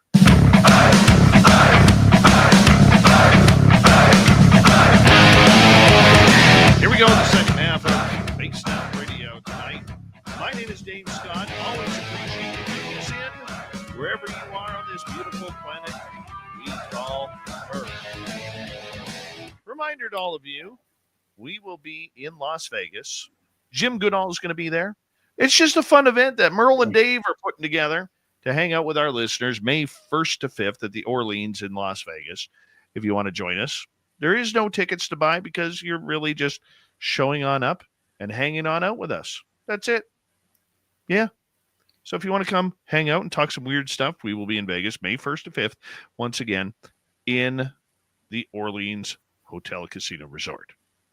Now, our archives are everywhere. They're free on YouTube or any major podcast network. Our website, spacedoutradio.com. We have a plethora of features for you. Rock out to Bumblefoot, read the news wire, check out our swag as well. Follow us on X at Spaced Out Radio, Instagram at Spaced Out Radio Show, and on Patreon in the Space Travelers Club. We continue on with legendary author, researcher, historian of aviation, Jim Goodall is here. Jim, I forgot to ask you the first half hour, what does it mean to be going into the Aviation Hall of Fame of Minnesota? Well, one of the other persons that in there, you may know his name, was Charles Lindbergh. I had 7 general officers from the Minnesota Air Guard submit my name. And apparently it was the board that voted on it, voted unanimously. Because I made headlines for the Air Guard and the Air Guard Museum when I brought the Blackbird in, and I've been a talking head on TV programs before podcasts took over, and all my books, all my aviation books, especially my 75 Years of the Skunk Works and my Blackbird book, my B2 book. And the Minnesota Aviation Hall of Fame is on the 16th, the 12th of April, 12th or 13th of April of this year. And it's to be at the Mystic Lake Center on the Mystic Lake Indian Reservation, just outside of Minneapolis. And they said there's be 500 or so people will be there. So it'll be it's a big thing. It just tickles me. I'm in there with some incredible company, and I'm delighted it happened. More so for my kids and my grandkids. I mean, other than, oh God, it's Goodall. Oh, look, there's a guy named Jim Goodall in the Aviation Hall of Fame. Well, I mean, you know what? Don't be so humble about it. I mean, it's something that you kind of deserve. Oh, I don't. Yeah, I agree, but I didn't think it was going to happen, but it did, and I'm very pleased, and I will. It will be a very nice 80th birthday present for me. Because 2 weeks before that, I turned 80. That's perfect. Yeah. So Rosemary and I are going to drive out to Minnesota. So I'm going to be bringing books. I mean, just my 75 years book is 5.5 pounds, and I start putting all my books together to have it on a display it gets ridiculous. So, well, let's get to another question here from our audience, because we do want to include them on everything as well. And let's go over to Joe in California. Jim, what do you think the unknown drones are? I know we went over this, but let's hit up Joe's question here. Yeah, I don't think they're. I'm getting some echo feedback, or was that you? Yeah, I don't think there's anything sinister about the drones. I believe they were initially. I may be still looking for the some radiological material that is not where it's supposed to be, and there's enough of it where it could be. Someone could build a dirty bomb, not a nuclear bomb, but a dirty one. They're all dirty, but some are more dirty than others. So no, I don't see anything sinister, because nothing sinister is happening. There's just been a lot of them. That's all. And who knows what they're testing? They may be testing for something. They may, because the inauguration's coming up, they may have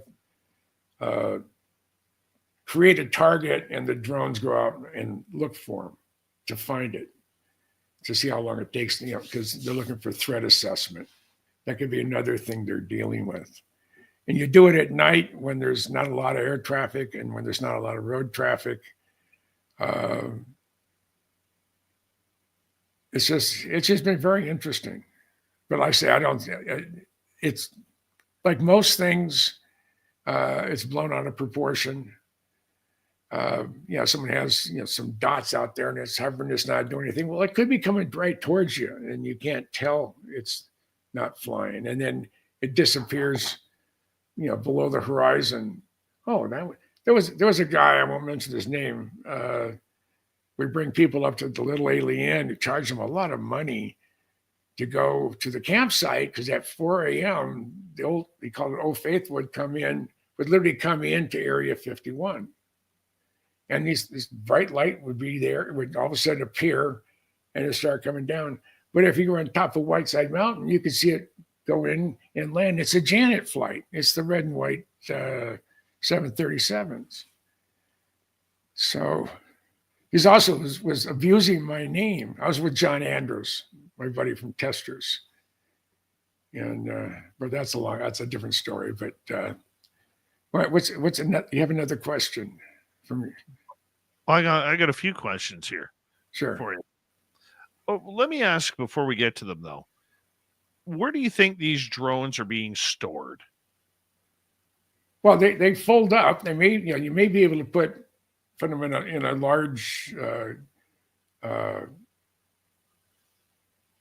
like a car top carrier size box on some of them.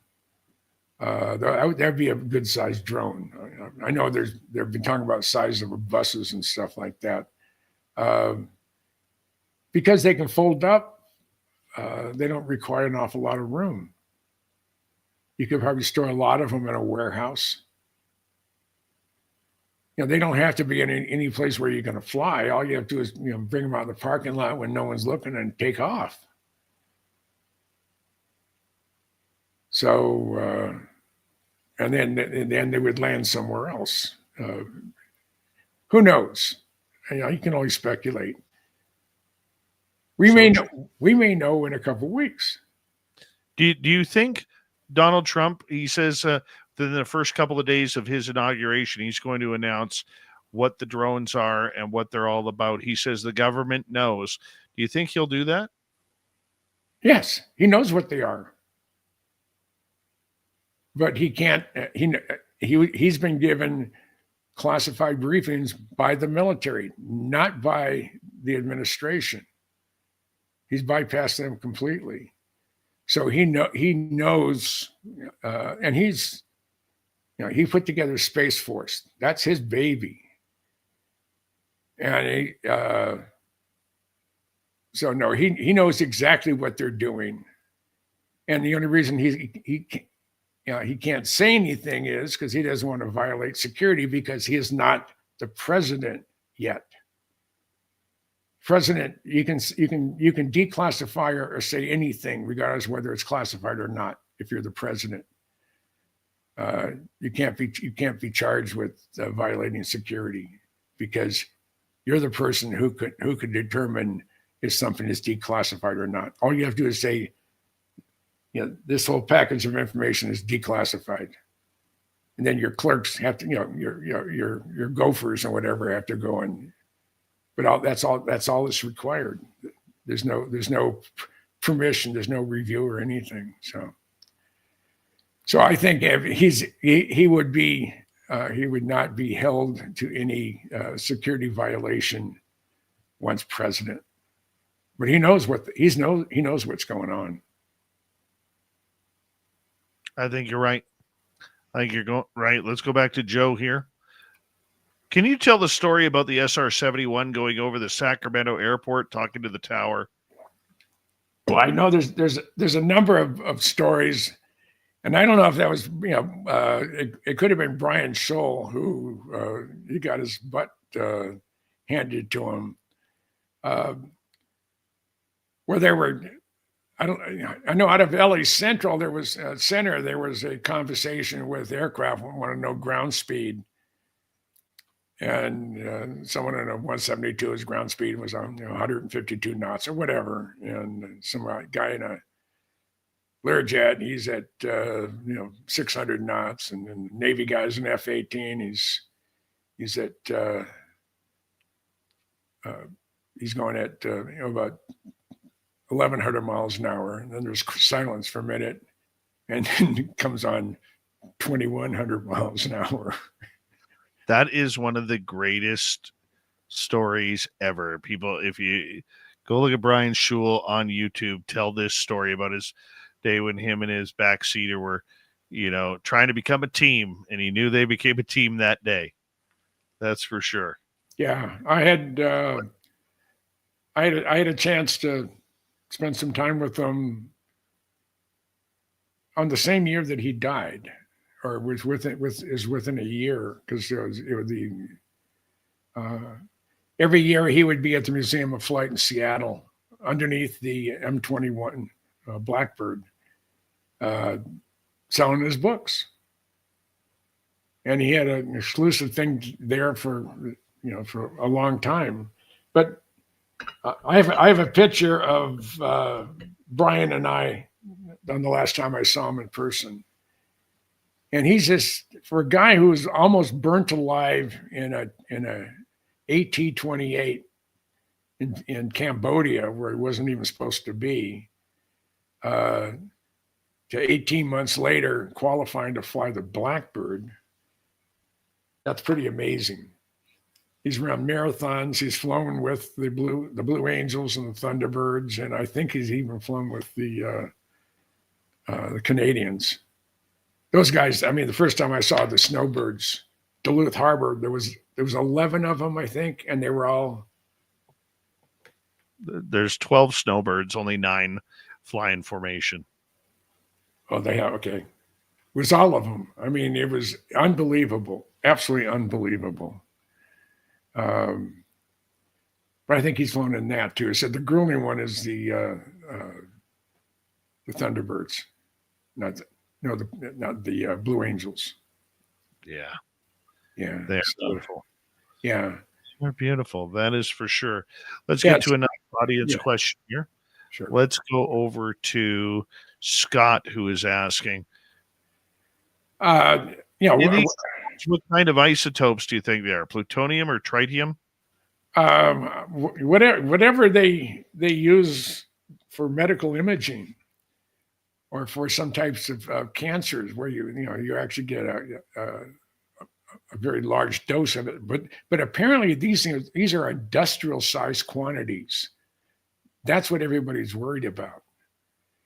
It's and I don't think it makes any difference of what kind of radioactive material it is, other than the fact it is highly radioactive. You would get burns if you picked it up. and you would probably die shortly thereafter. But stuff is nasty. But it's what they use on imaging, and they also use that in the aircraft manufacturing and overhaul business, where they use highly radioactive materials where they can't bring in an X-ray machine, and they use that as a portable unit. So the product is out there, but apparently it was either misplaced, it was stolen, or it was lost somehow. And that's what they're looking for. I think that was the initial onslaught of, because it happened in New Jersey. Yes. So you up there in the middle of nowhere, you're safe. But you're not safe from Sasquatch. No, I was going to ask Karen. Yep. Yeah. How do they work? She was in the bike from Karen, who is Tucson MUFON, and yes, I know it's Tucson, but it's much more fun. It's Tucson. Yeah. Tucson, Arizona. Wondering about grounding sheets. I don't even know what these are. I see them advertised all over the place, and I'm grounding sheets. Yeah. Well, let's find out. So they are known as an earthing sheet, a bed sheet that is woven with a conductive material like carbon or silver and connected to the Earth's natural electric energy. The idea is that sleeping on grounding sheets helps your body absorb negatively charged electrons from the Earth, which can balance out the positively charged electrons in your body. Yeah. That's how I see it. So I haven't used it, but I was wondering if she. I know she bought a set, and I was hoping she was going to have a product report sent out, but so I haven't talked to her. But she's done wonders for the Tucson MUFON, because it just came to be. There was interest, but no one was to take up the hem, and she did. So I applaud her for that. All right, let's move on. Let's go to, I like this question from Super Crazy. What do you think the human aviation will be like in 100 years? Well, just look where we've gone in the last 100 years here, and then you multiply by 4. I think that would be a minimum. Because as you're increasing the types of technologies or advances, it starts creeping up like this. So I think what we've seen happen since the Wright brothers, 120 years, I think we will have colonies, assuming we don't blow ourselves to bits. I think we'll have operations on the moon, and Elon says that he wants to die on Mars, so not by impact, but by old age. I think we'll see that, and I think this year, I think we're going to see some major announcements in the things that go bump in the night part. I know Dr. Greer is he's been on the horn saying that I think today or tomorrow, I think this week, he's going to do a data dump. Everything it's such that you don't need anything to download. You can just download it. And he said, please share it with everybody. And just as far as the URL, because this is the disclosure event data dump is what it's going to be. And what do you think of Dr. Stephen Greer coming out saying that this is the year he's going to push the disclosure movement forward. I mean, he's been saying this for about 32 years here, Jim. I agree. But I think it is at a point in time where Tim Frechette has seen, from Tennessee, has seen some of the really bizarre stuff as it relates to UFOs and or alien beings. When he first was interviewed, he felt that he could deal with it, but it does give him nightmares. But I think he's more or less. I think he's sort of softened his point of view, and we have a right to know. We really do. Whether the government wants to or not,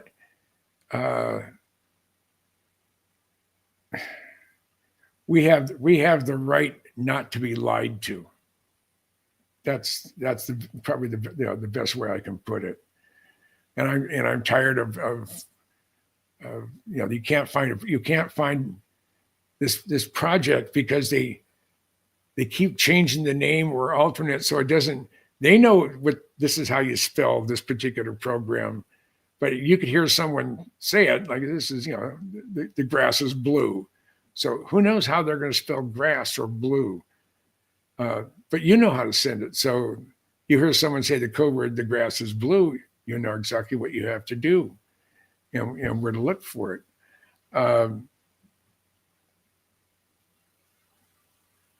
I don't know. We just live in some very, very fast changing technology. AI is just advanced learning. It doesn't have the ability to reason, at least not yet. That's probably being worked on an organic unit, because that's going to be the next advance in speed. It's going to be organic, where plants actually do talk to each other, and they're going to use that as communications links. Because as far as a silicon-based speed and memory, we're at the atomic level as it is. So we've reached that capability. Now you're doing what they're doing with quantum computing. They're talking about, I know the Google brothers, and I think even the co-founder of Microsoft, Billy Boy. They have asked the United States government for regulatory permission to build a proven small nuclear power plant just to power their AI centers. Yes, I heard about that. Yeah, Jim, we are coming down to our final 45 seconds here with you tonight, and it always flies by when you're on the show. I love it. I love being here. I really do. You don't invite me enough as it is. I know. Yeah. That's my fault. Yeah. But I still love you. I do. I still love you. Yeah. And I do too. I mean, it's, I'm here because of you. It started off with you. We've introduced you to some pretty good friends in this field, and you keep on going. You keep on going, and we'll see you in Las Vegas in a couple months, but we'll definitely talk before that. Yep, you have a good one. Stay out of trouble. You can find Jim's books at every major bookstore across North America. Why? Because he is the best in aviation history the United States has. All right. Coming up next, we have Swamp Dweller. Then right after that, little Timmy James will be here with a jam-packed UFO report. We'll be right back, everybody. You're listening to Spaced Out Radio with your host, Dave Scott.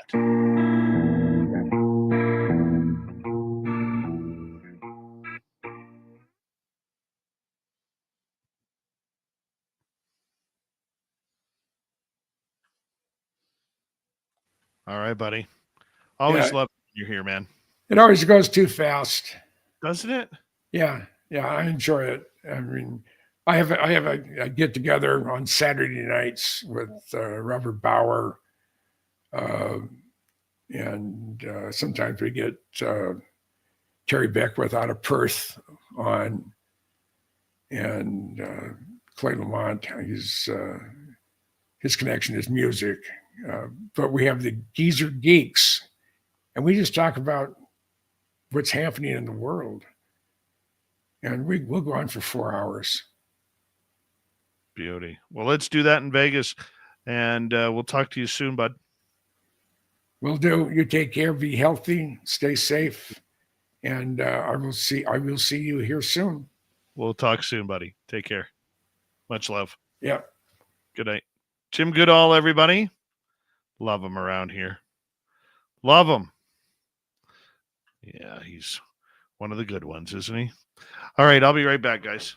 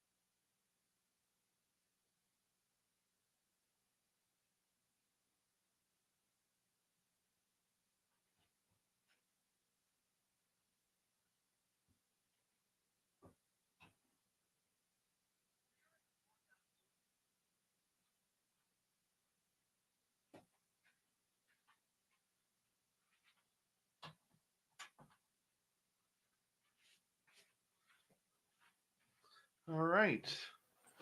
Got about a minute to go. Little Timmy James. How you doing, buddy? Good, and you? Good. Miss you in studio tonight. Oh yeah, I wish I was there, man. I have got brain drain. You do. So do I right now, dude. Yeah, no doubt. Yeah, but what a great night for Jim Goodall. Yeah, no doubt. It's always good to have him on, man. Yeah, agreed. Human Carl, I didn't see your question, buddy. I apologize. Otherwise, I would have asked it. You know that. Queen Peachy Keen, when I get to Vegas, I will be going for a massage. That is for sure. Yes, I do need one. Around here, you got to book like 4 months in advance. Yep. All right, here we go, bud.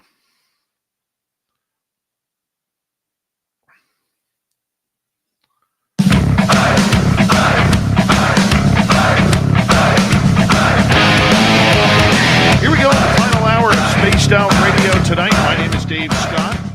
Thank you very much for joining us. We always appreciate our listening ears, wherever you are on this beautiful planet called Earth. Hello to everyone listening in on our terrestrial affiliates around North America, digitally on every major podcast network. Our website, spacedoutradio.com. We have a plethora of features for you. Rock out to Bumblefoot, read the news wire, check out our swag as well. Follow us on X at Spaced Out Radio, Instagram at Spaced Out Radio Show, and on Patreon in the Space Travelers Club. The Desert Clam has set the password for tonight in the SOR Space Travelers Club.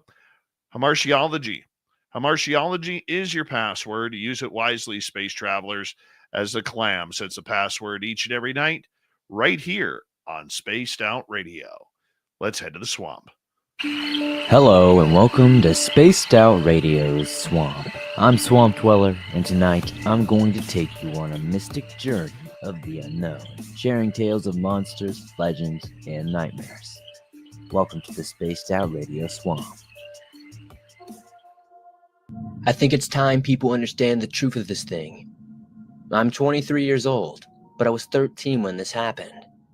I don't feel safe sharing the location, but I was hunting with my old man, so there were forests and even large rock formations in the area. Every time my dad and I went hunting, we'd make a point to set up camp and a fire near the stream upon arriving. The forest was an amazing place by day, but a place that grew far more mysterious and even scary by night. I always made a point to sleep prior to or at the same time as my old man, so I wasn't the only one awake at night. The hunts we'd go on were family tradition and annual. We'd always spend a week in the woods on every hunt.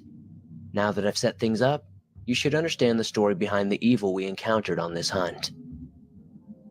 It was the first day of our hunt and we had found no deer. This was odd as there were usually deer everywhere, and we'd often have one bagged by the end of day one. Having no game killed, we went to bed around 10 that night. It was 3 a.m. when I awoke to the sound of rattling outside the tent. Looking outside the tent, I noticed the fire had gone out. It took me a bit, but eventually, I mustered the courage to investigate. I wish I hadn't investigated at all, though, if I'm honest. Remember those rock formations I mentioned earlier? They're about 30 or 40 feet tall, and about 10 feet in diameter. Gazing upon the highest rock, I saw it. It was some monstrosity that stood at least 6 feet tall and had blackish, brown skin. It had thin arms and legs, and I'm pretty sure its appendages were longer than most humans by a few inches. The thing that left me the most in fear, though, were those wings. It quickly turned in a flash, and what I saw haunts me to this day. The creature had a human face with no features outside of bright, glowing red eyes. The moment I saw this, I, of course, screamed my head off, at which point the thing flapped its huge wings and vanished into the night sky. My dad came out wondering what the hell had happened and why I was screaming. I told him everything that had happened. at which point he looked at me like I was crazy before telling me to go back to sleep. I, of course, didn't sleep at all that night. I kept seeing that monstrosity burned into my memory. The hunt always lasted a week, and I was terrified even after that. Every moment of every day, I would be scared that I would see that thing again, or that it would come back and try to get me or something. I never saw it again, but something else strange did happen. We never saw a deer that entire week. My old man chalked it up to bad luck, but I didn't believe that was why we never saw any deer. I believe this thing is why. The worst part came when we had to pack up. We had enough things that packing was a 2-round trip. It was when I was going back for the final set of stuff that I noticed the footsteps in the mud. They were huge and confirmed for me what I saw was real. The prints themselves looked like they belonged to a creature with 5 toes that were slightly larger than my dad's. They towered over anyone by 6 feet 8 inches. The strangest part was, the back of the prints were triangular and shaped and stretched out at least 3 inches back. We left soon after, and I thankfully have never seen anything like this since. Thank you, Swamp Dweller, for another creepy story. If you want more just like that, head on over to YouTube, type in Swamp Dweller, hit subscribe, ring that bell, and you get thousands of stories just like that for free. From the swamp to the stars, here's Tim James in the UFO Report. That is an interplanetary flying space saucer.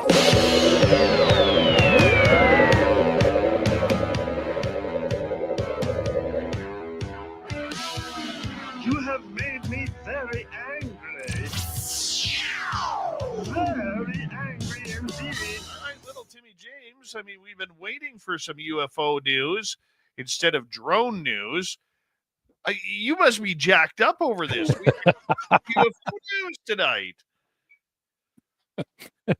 Almost didn't make it. I was so excited. Yeah, well, I can start off with a UFO story. It will lead to a drone story later on. I'm just being straight up, but I do have a UFO story. So I don't know if anybody's heard of Randy Michaels. So Randy is Randy Anderson. Sorry, has his own has a YouTube channel and stuff like that. But he's also on X, and he has the news. A new first-hand UFO whistleblower named Randy Anderson is a Green Beret and an American hero. In March of 2014, he was taken to an underground facility at a Naval Surface Warfare Center in Crane in Indiana to a secure, secret, compartmentalized facility titled Off-World Technology. He was shown an orb levitating above a podium and a gauntlet emitting holographic hieroglyphic-looking text. This second object reportedly killed the person retrieving it. He goes on to say, I've back-channeled with the Navy contacts who say that while Wright-Patterson reverse engineers the Air Force's most exotic retrieved technology, Crane does this for the Navy. Randy also still occasionally works contract jobs at Area 51 and has seen electrogravitic anti-gravity triangle-shaped craft flying around the test site. Randy's credentials are beyond reproach. He goes on to say, we have his double D214 as evidence of his service and his weapon. What's that? In American terms, they call it a DD-214. DD-214 as evidence of his service and his weapons training certificate from Crane, proving he was stationed there. The implications of this interview cannot be overstated, although in many ways, as he'll admit, it begets most questions than answers. He's going to be releasing some mind-blowing information in the coming months and years. On a final note, I want to say that I had to personally convince Randy to do this. He was reticent to come out at all, and extremely vigilant around not doing or saying anything here for self-gain. In fact, there was a section of my monologue dedicated to discussing his deployments and sacrifice for the country on the battlefield. He wanted that taken out. If we get any blowback from this piece, which I'm sure we will, it should be directed solely at me. So there was a little excerpt after that where he was speaking with him, and he says, this first object was a metallic basketball-sized sphere, and it was above a podium, and it looked like it was just levitating above that podium, levitating above the podium. So there was space between the sphere and the podium itself. And I remember at one point trying to angle myself, like, how is that? Do you think, so he's asked, do you think it could have been some sort of magnetic levitation? Okay, maybe, yeah, but it's just levitating there. It was just levitating above it. Did it look like prosaic, like this wood table where it would, or where if you were to touch it, it would act like a normal object? Did it look holographic? What did it look like? So, okay, that's a good question. Then what stood out to me was the way that the metal looked. It looked unnatural. And I talked with Gerb about this, and he kind of dug in on this. I mean, I'm like, dude, I don't know how to describe it. All I can tell you is it didn't look natural. It didn't look like anything I could compare it to. Interesting. Yeah, so it looked almost looked like off-world. It fit the bill. And then also there was, and this could have been anxiety or anything else, but the energy in the room, man, was just different. So what was the feeling that you got looking at this thing? Just an uneasy, uncomfortable, ominous. That's the best way I can describe it. Did it feel powerful or conscious, or did it feel like an inanimate object? It didn't feel inanimate. It didn't feel conscious. It just felt like it was. So kind of a different one. And this, go watching part of the video, I was like, holy smokes. If this is true, I mean, good for him. This guy just comes right out and is just blurping it out, and he's on TV. His face isn't blacked out, nothing. So I was like, okay, let's see where this thing goes. Well, we can just see the criticism of another whistleblower coming out, and this interview, which was done, and the guy brought out by Jesse Michaels, who happens to be a very close friend and investor partner with Peter Thiel, who also seems to be the, I'm going to use this term loosely, the controller of David Grush's publicity. Okay. So I don't think this guy is going to do a public tour, much like we would hope he would. I think this guy will be the same as Grush, where we'll hear him speak, and it'll only be through one or two mouths that are pre-approved by Jesse Michaels. Now, I've talked to people today about this gentleman and wondering whether or not he's the real deal. Now, some of the people I talked to, they do have concerns about some of the things he's saying. It just doesn't add up. But that being said, they believe that he is probably the realest deal of them all that have come out so far. I mean, there's a lot of trust me, bro, going on with this. And I'm not saying that's a bad thing. A lot of people use that term in ufology as being kind of a bad thing, but I don't see it being that way. It moves the pendulum forward. Yeah. It does. Yeah, for sure. And I think that's just it. I think what happens too is, what I'm surprised with is it wasn't some guy behind a curtain and an unnamed source. I mean, there's everybody, not trying to be negative, but there's always people looking for their 15 minutes of fame. But I can think of better ways of getting 15 minutes of fame instead of sitting in an interview claiming that I know and I've seen stuff. And and if he has, well, good on him. I mean, it takes a lot of guts to, jump out and say, hey, this is what I've seen. This is what they're hiding. This is what they're doing. But yeah, It's I do see some credibility to it, but we'll have to see how much farther this goes and what he's allowed to say, what he's not allowed to say. Well, one of the things he actually talks about is seeing black triangles at Area 51 Mm-hmm. and the anti-gravitics about it. Now, is that the TR-3B or is that an alien craft?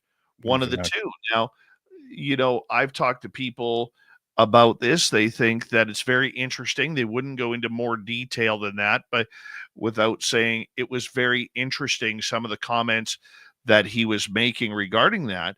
Mm-hmm. But they're also a little bit concerned about some of the things that he did say to Jesse Michaels, because it may have violated his NDAs that he would have signed to be in those type of programs.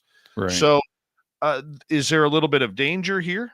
There could be, but I mean, so far, what I am hearing about this guy is that he is very believable, and that he is somebody that we should be paying attention to. So Randy Anderson, if that's his real name, let's hope it is. Yeah.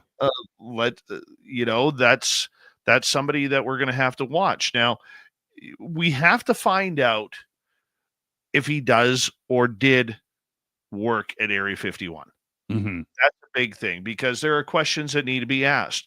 Which company did he work for at Area 51? Area 51 just isn't a military base. There are major companies that have branches out there. Lockheed Skunk Works has one. Boeing has one. Raytheon has one. McDonnell Douglas has one. Many other types of companies with Skunk Works have those types of programs out at that base.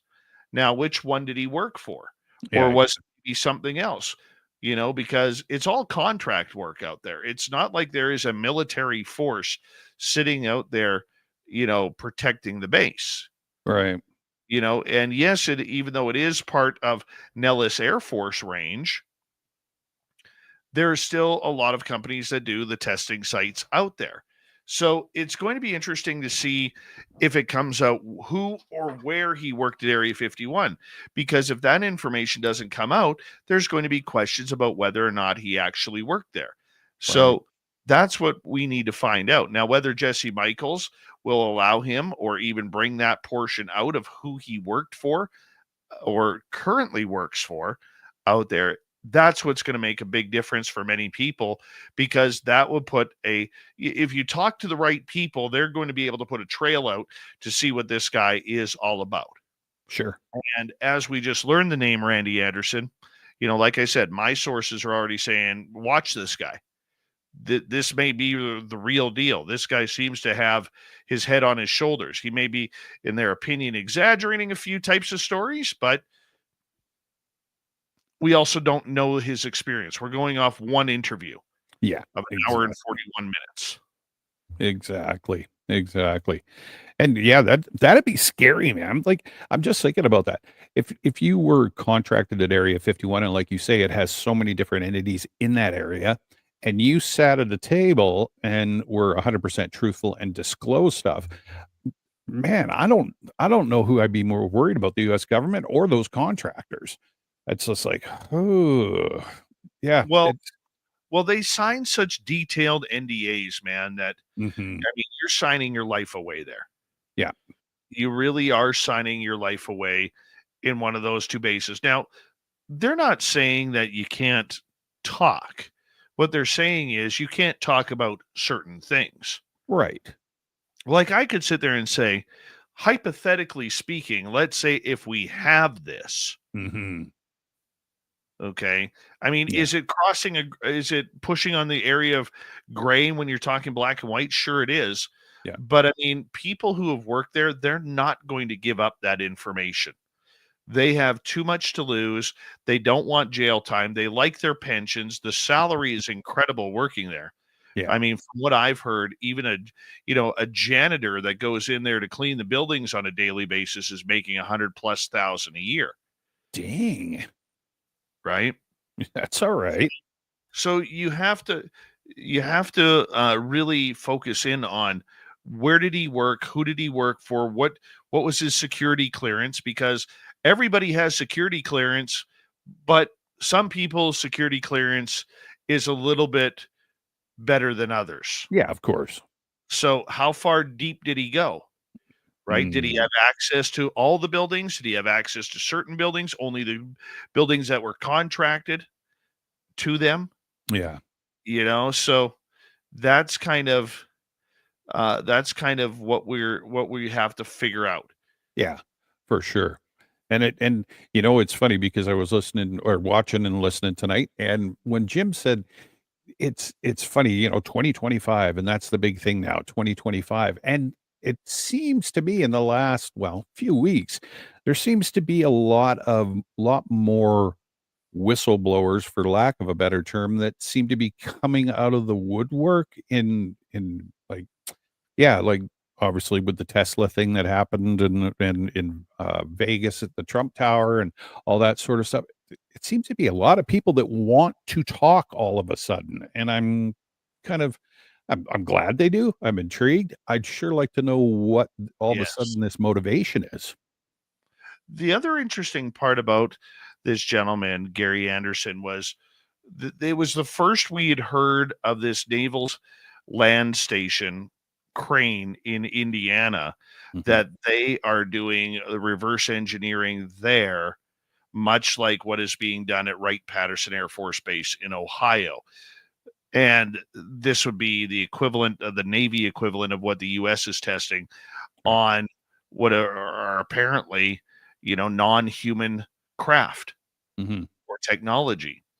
And, I can already tell, just by watching X tonight, that there is a major deep dive going now in on what Naval Station Crane is all about. Because if this guy is true, then that's going to open up a lot of finger pointing going on. Yeah. And you know what? Knowing how dogged many people on X are, I'm pretty sure that they are going to start, trying to summarize in bullet point form on X on what Crane is all about. Yeah. Yeah, I agree. I think you'll be seeing you're bang on that. I think we're gonna be seeing, we already are seeing it, but I think that's gonna be not the new norm, but I think there's gonna be a lot on that by the sounds of it. And, because like you say, that's a complete surprise. Me personally, I've never heard of that before at all. So, and still being somewhat of a newbie, it's like, oh, holy cow, we got they're naming somewhere else that's doing stuff, right? So, Well, you can tell there's going to be a lot of people looking for that secret underground facility. oh That yeah, is and Yep. you know what? If I was down there, I'd be doing the same thing, man. Yeah, What? absolutely. Find them aliens. Yep, everybody be doing Google satellites and Google Earth looking for spots in Indiana, right? Well, I mean, the thing is, too, I mean, apparently this is all underground. What they're Mhm. doing is underground. It's not like it's in a hangar. It's not like it's on the side of a mountain that's been carved out. This is something that is apparently underground. Right. And these orbs that he was seeing, you know, we we may not see that again. And the fact saying that one of these orbs, offed somebody Mhm. because they got too close to it. I mean, that has radiation 101 written all over it. When we hear about people getting close to the craft, they seem to be burnt by this radiation that filters off of them. So, I mean, it's going to be interesting to see how that plays out. Uh, when we come back, because we do have to go to a break, we ate up that time really, really quick with the UFO report with little Timmy James. All right. We're going to get into the Canadian side of the UFO story and how it ties to the United States. Coming up on Spaced Out Radio's UFO reports. This is Spaced Out Radio and your host, Dave Scott.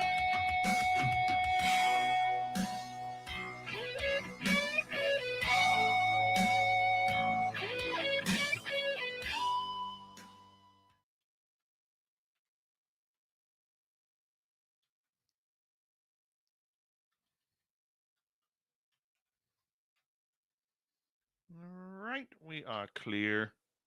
Cool. Oh, hippie Deidre, thank you very much. Sweet Robbie G, Robbie. you kicked ass and took names this weekend, buddy. Good job. Mm-hmm. That's why we call them sweets around here.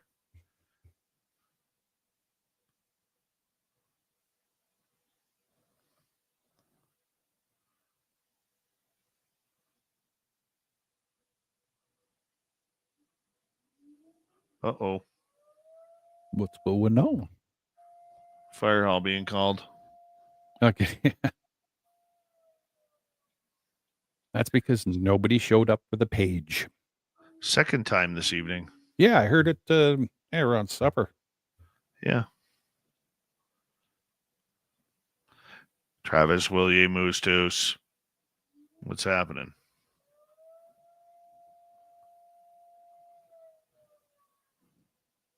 Well, Deidre, next time I see you, or if I ever see you, I will sign your Birkenstocks. How about that?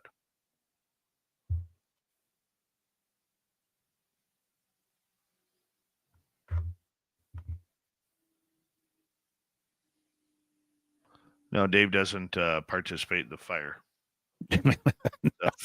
No. I don't blame you.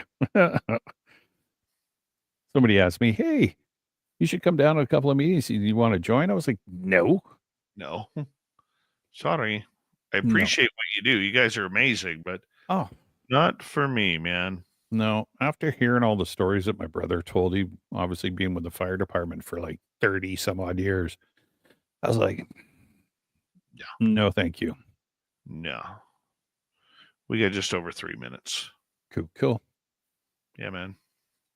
So you saw something on Daniel Otis? Yeah, Daniel Grant Cameron had mentioned that Daniel Otis had talked about it too. Oh, okay. Yeah, I was digging around for it, and I really didn't see anything except older stuff.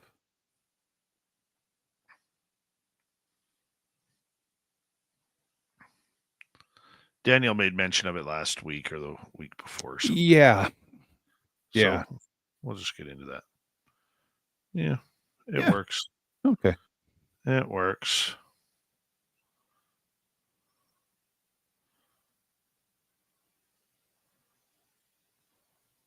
I don't know if I'm gonna. Yes, I'll pass this test tomorrow. But my God, man. Yeah. Can you study anything drier? I mean, I don't know. I don't know. All I know is that tomorrow's going to be another hell day for me. I hope not, man. Well, somebody's a giant Minnesota Vikings fan. Mm-hmm. And they got their ass handed to them tonight. Oh. They knocked out of the NFL playoffs. Mm-hmm.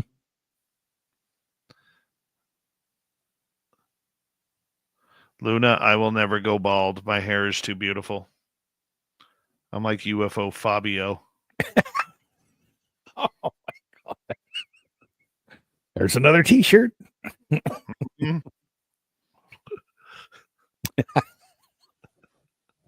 Oh, good.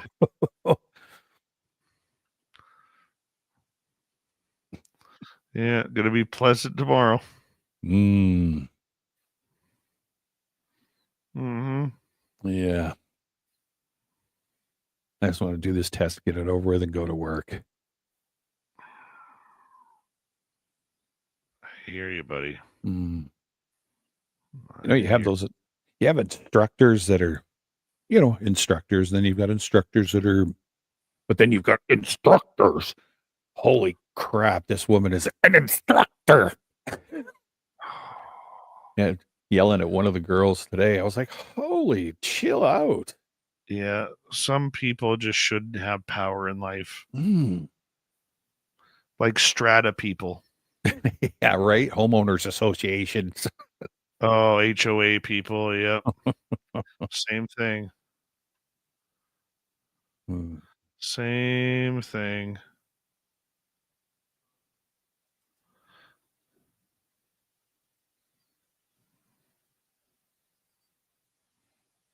See, Plaid Koala says I could see Dave. I could see Dave on the cover of a romance novel. Oh yeah. Big thank you tonight to Major Lee, Thomas, Mel WD40, and Dry Toast for the awesome super chats. Very much appreciate the love. Let's kick off the final half hour here in about 3 seconds. Well, maybe like 7.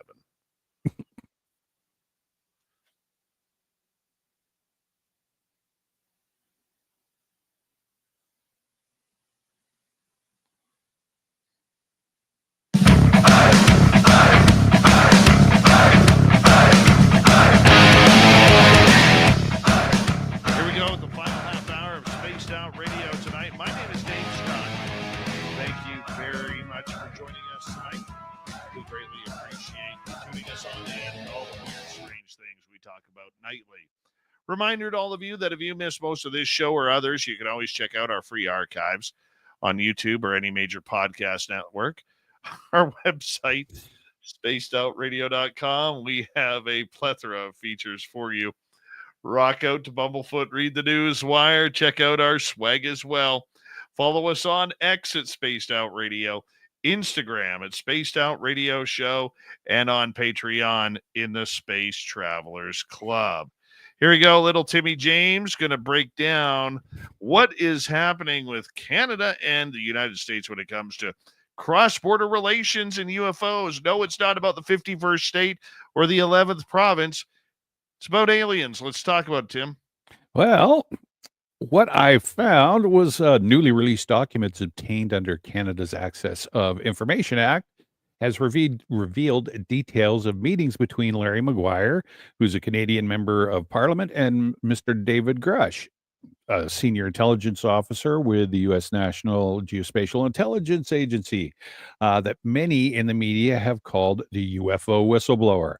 The meeting, which occurred on May 31st, 2022, focused on unidentified aerial phenomenon, UFO, UAP, and sheds light on discussions about sensitive topics spanning international borders. The documents uncovered by open source researcher Stephen Tay, after a lengthy appeal process, provided partial insight into the exchange, but are heavily redacted. And I looked at the document, and I have seen it looks like a kid played with a felt marker. Like the dates there, yeah. So it's hugely redacted, but you can kind of read into it to a certain degree. So yeah, leaving significant questions unanswered. So the meeting between Maguire and Grush took place over a year before Grush's public testimony in front of the U.S. Congress in July of 2023, and prior to his April 2023 Defense Office of Pre-Publication and Security Review approval for publicity discussing information related to UFOs. This timing raised important questions about whether Grush, who discussed highly sensitive topics with the foreign government official, had the necessary authorization or assurances that what he disclosed was unclassified. Despite the unclassified designation of the meeting, the extensive redactions in the document suggest that the topics discussed were considered sensitive enough to warrant shielding from public view, adding to the controversy surrounding Grush's role and the international dimensions of UFO disclosure. The meeting notes documented Maguire asking Grush as much as 14 detailed questions about UFO-related issues. Grush's responses touched on topics such as U.S.-Canadian collaboration on UFO investigations, NORAD's involvement, and theories about UFO activity near nuclear facilities. Notably, Grush mentioned the existence of compelling UFO footage held by the U.S. government, which he suggested could help acclimate the public to the reality of the phenomenon. In discussing current U.S.-Canadian interactions, Grush described limited cooperation between the two nations, citing classified meetings between the U.S. National Intelligence Manager for Aviation and the Royal Canadian Air Force earlier that year. He also emphasized the necessity of physical evidence to determine the origins of UFOs, highlighting the limitations of relying solely on passive data collection such as radar and infrared sensors. Yet many of his statements were obscured and by redaction, which included entire answers for several key questions posed by McGuire. The redactions themselves raised critical questions about the transparency of the meeting and the information exchanged. Canadian authorities justified the redactions by citing potential harm to international relations, specifically with the United States. Despite these jurisdictions, it remains unclear why a meeting believed to be unclassified would require such extensive redactions. So, in saying that, I think there was more than one meeting. I think allegedly there was 3 meetings that happened with Yes. so yeah, if you'd want to look it up, it's like I say, it's the documents there, but it's black. There's a lot of redaction in it. Well, here's what I do know about this, because there's a few people who know a lot about these talks. We're one of them. Grant Cameron is another. Nicole Sackage is another. And this story that we actually broke about a year and a half ago, that David Grush had sat in on these conversations, isn't new. What is new is the paperwork that John Greenwald got to confirm that the talks happened. Mm-hmm. Now, the first time that Grush sat in on a meeting, he sat quiet in the background listening. He was present when Lou Elizondo and others talked with members of Parliament in Canada to break that down. Now, if you go back to our April 2021 meeting with Elizondo, that's where he outed me as the guy who set up the meeting, Mm-hmm. the initial contact. So I'll take blame for that. Thank you very much. I was never going to give that up until he gave it up on the show. So we do know that Grush had met with them, being the Canadian members of Parliament, on a couple of different occasions regarding that. So I think that the meetings were more about the relations between the two, what is being shared and what isn't. Now, of course, there are going to be sensitive areas in that conversation. But the one thing in talking with Elizondo about the Canadian meetings back in the day when this actually happened was that everything that the American side said had to be cleared by the U.S. government. They could not discuss anything that was top secret. They could not talk about anything that would, cancel out or go against their non-disclosure agreements, but they were free to talk about any type of incursions that happened. And what Larry McGuire wanted to know is what the United States truly knew about what was going on in Canada. And if there were a lot of similarities, especially because he is the critic for nuclear energy in Canada at this point. So being in opposition and the Conservative Party of Canada not having security clearance at this time, he had to let the American side tell him what they knew. Right. And that's kind of where it went. Sure, were there things that were redacted on there? Sure, but I don't think it was pressing on top secret news. They can't give out the top secret news to even an ally. That's not their job. So nothing that would have been said was about that. Right.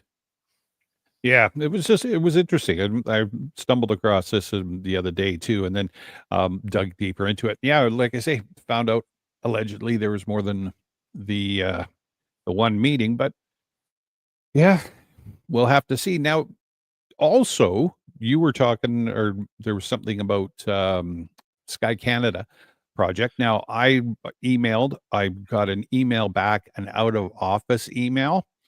So I'm not sure, haven't heard back on, and I've questioned for updates on that. Haven't heard anything, like I say, out of office email and no date of return. So maybe they're. What that is Grant Cameron had stated that he believes, and I'm just trying to find the Facebook post here. Okay. He believes that the chances of the Canadian, according to writings by reporter Daniel Otis, there's a good chance the Sky Canada project may now fall because of what is happening with the lack of Canadian government. Right. So for people who don't know what's happening in Canada, government has been prorogued, which means it has been put on hold. It's not a government shutdown, but it's a parliamentary shutdown because Justin Trudeau, our beloved dear leader, who we all love and respect, that we pay homage to, he is stepping down. And instead of going to an election, it has caused a big uproar in Canadian politics because you're not supposed to prorogue government to choose your new leader. You are supposed to prorogue government in order to get information or to let things cool down or whatever, but not for selfish reasons. So there's court action against this right now, and it's just a giant mess, as the lame duck prime minister, will be stepping away at minimum March 9th, pardon me. And during that time, Daniel Otis was saying, and Grant Cameron had commented on it, that he believes the Sky Canada project, which Trudeau was read into, is about to fall apart and go to the wayside. Now, I disagree with this.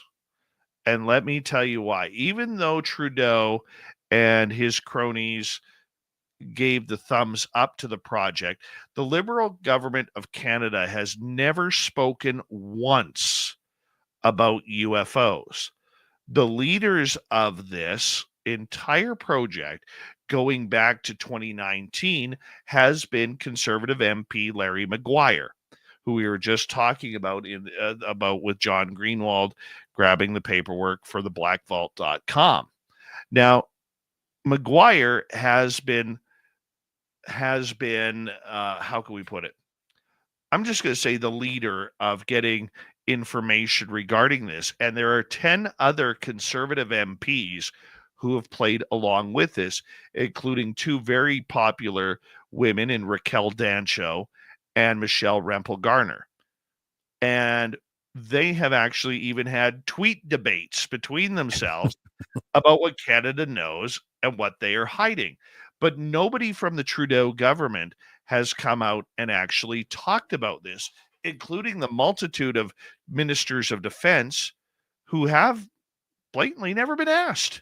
Yep. Sure, they asked privately, but they have not spoken publicly about this. We know Trudeau has been read in on this subject a minimum of 4 times.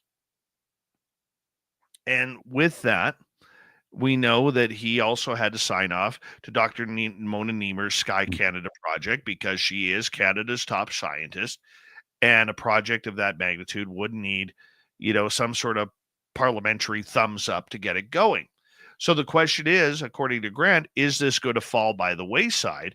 However, knowing that 10 Conservative MPs were in on this, I believe there were 6 New Democrat MPs that were in on it, and a couple of Bloc Québécois MPs that were also giving their thumbs up to the report.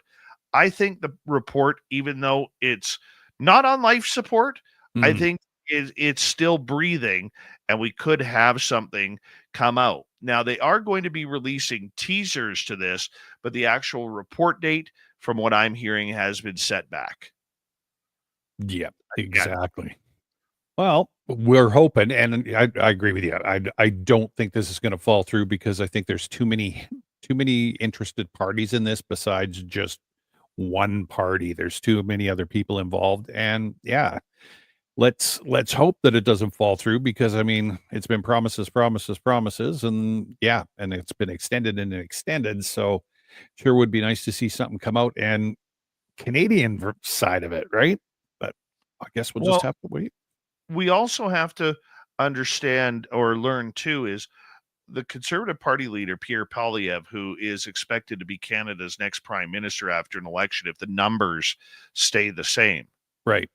If not, well, then we better do some serious checking. Right? But if he does become prime minister, we do need to figure out, Yes, he's going to have a big, every politician says this when they go into office. We got a big mess to clean up. Yeah. So what we don't know from Poilievre, or let's start off. What we do know of Poilievre is he has allowed his cabinet MPs to actually look into this subject. Mm-hmm. When previous leaders of the Conservative Party were running it, they had nothing. They wanted nothing to do with it. Andrew Scheer didn't want anything about it. Who was the guy after Scheer who lost to Trudeau in the last election? Oh, former military pilot. Yeah. He was a helicopter pilot. He was just a weirdo anyways. Nobody liked him. Okay. He didn't want his caucus talking about anything UFOs. Mm-hmm. Nothing.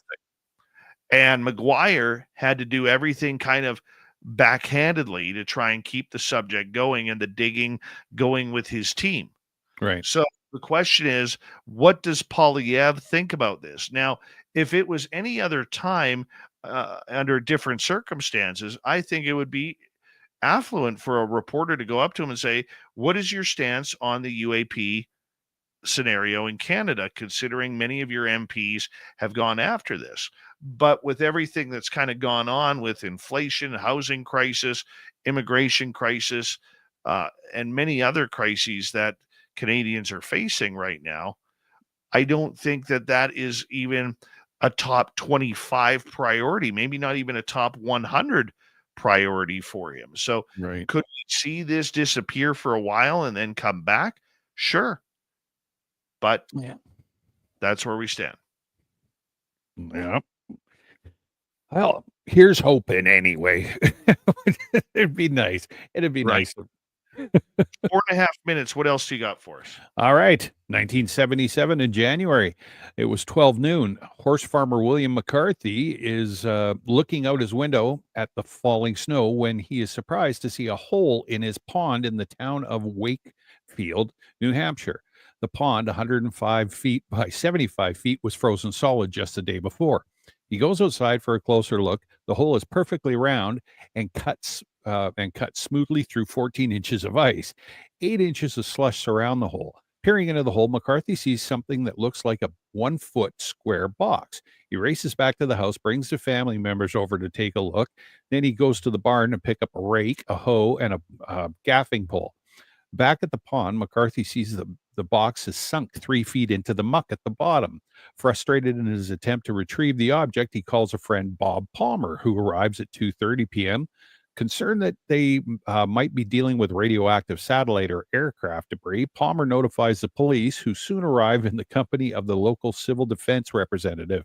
The Geiger counter indicates a reading alarmingly above normal, 3 Roentgens per hour versus the normal background radiation of 0.001 Roentgens. The McCarthys are warned to stay away from the water, and the CD man and the police leave to inform their superiors. By 4 p.m., the circle of slush has expanded to 10 feet. When McCarthy observes the pond in the morning, he discovers a second hole, this one about 50 feet from the original. Not long afterwards, someone from the Attorney General's office warns McCarthy not to let his animals drink from the pond. He reappears later in the day to express concern about possible water seepage. He also directs McCarthy and his family not to discuss the affair with anyone else until the official investigation is completed. The next day, the pond is frozen over again. Disregarding warnings, McCarthy walks out onto it, looks down through the clear ice where the hole has been to the bottom, the pool bottom. A fresh 6-inch wide trench stretches from beneath the first hole all the way to the second.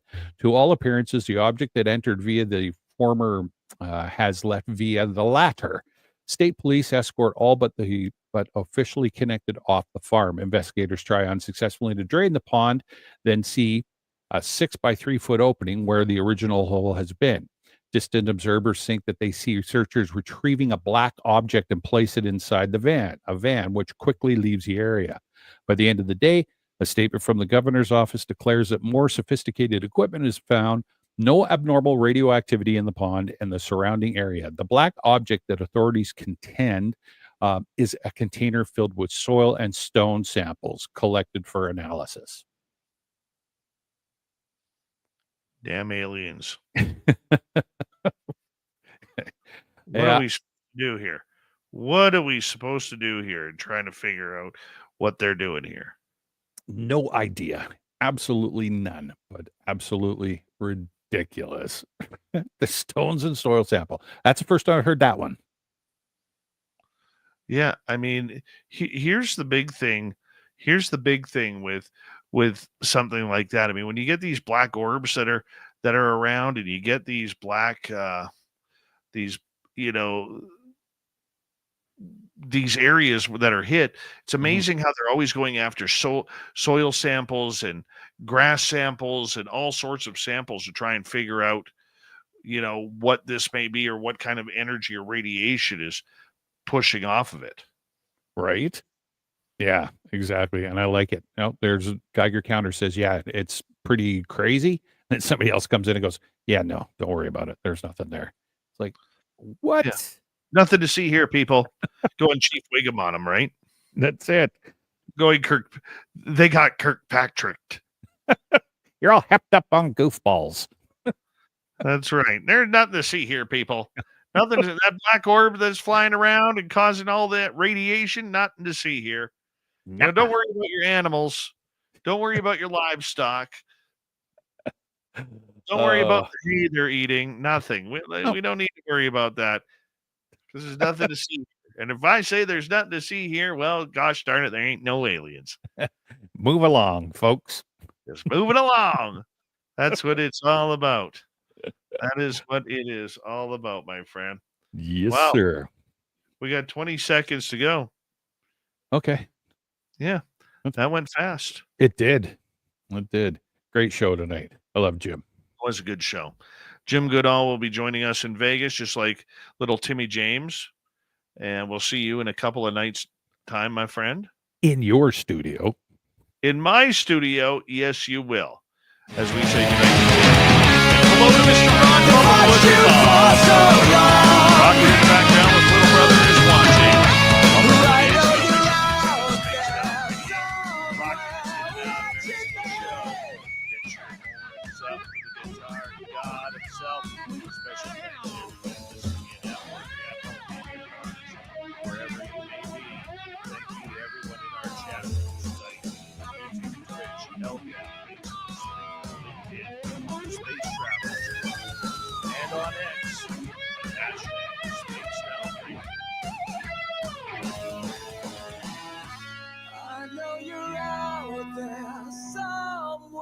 Remember, this show is copyrighted Space Radio, SMR Media Ventures Limited.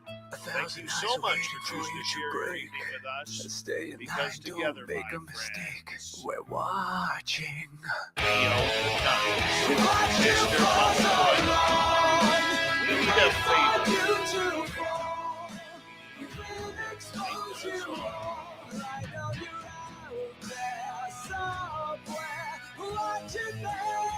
Yes, the Blue Train has docked for the night. But soon, my friends, we shall ride again.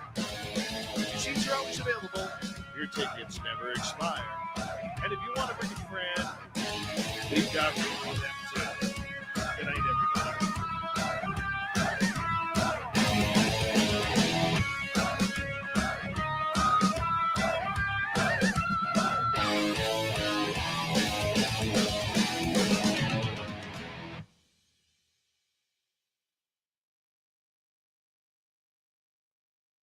Well, there we go.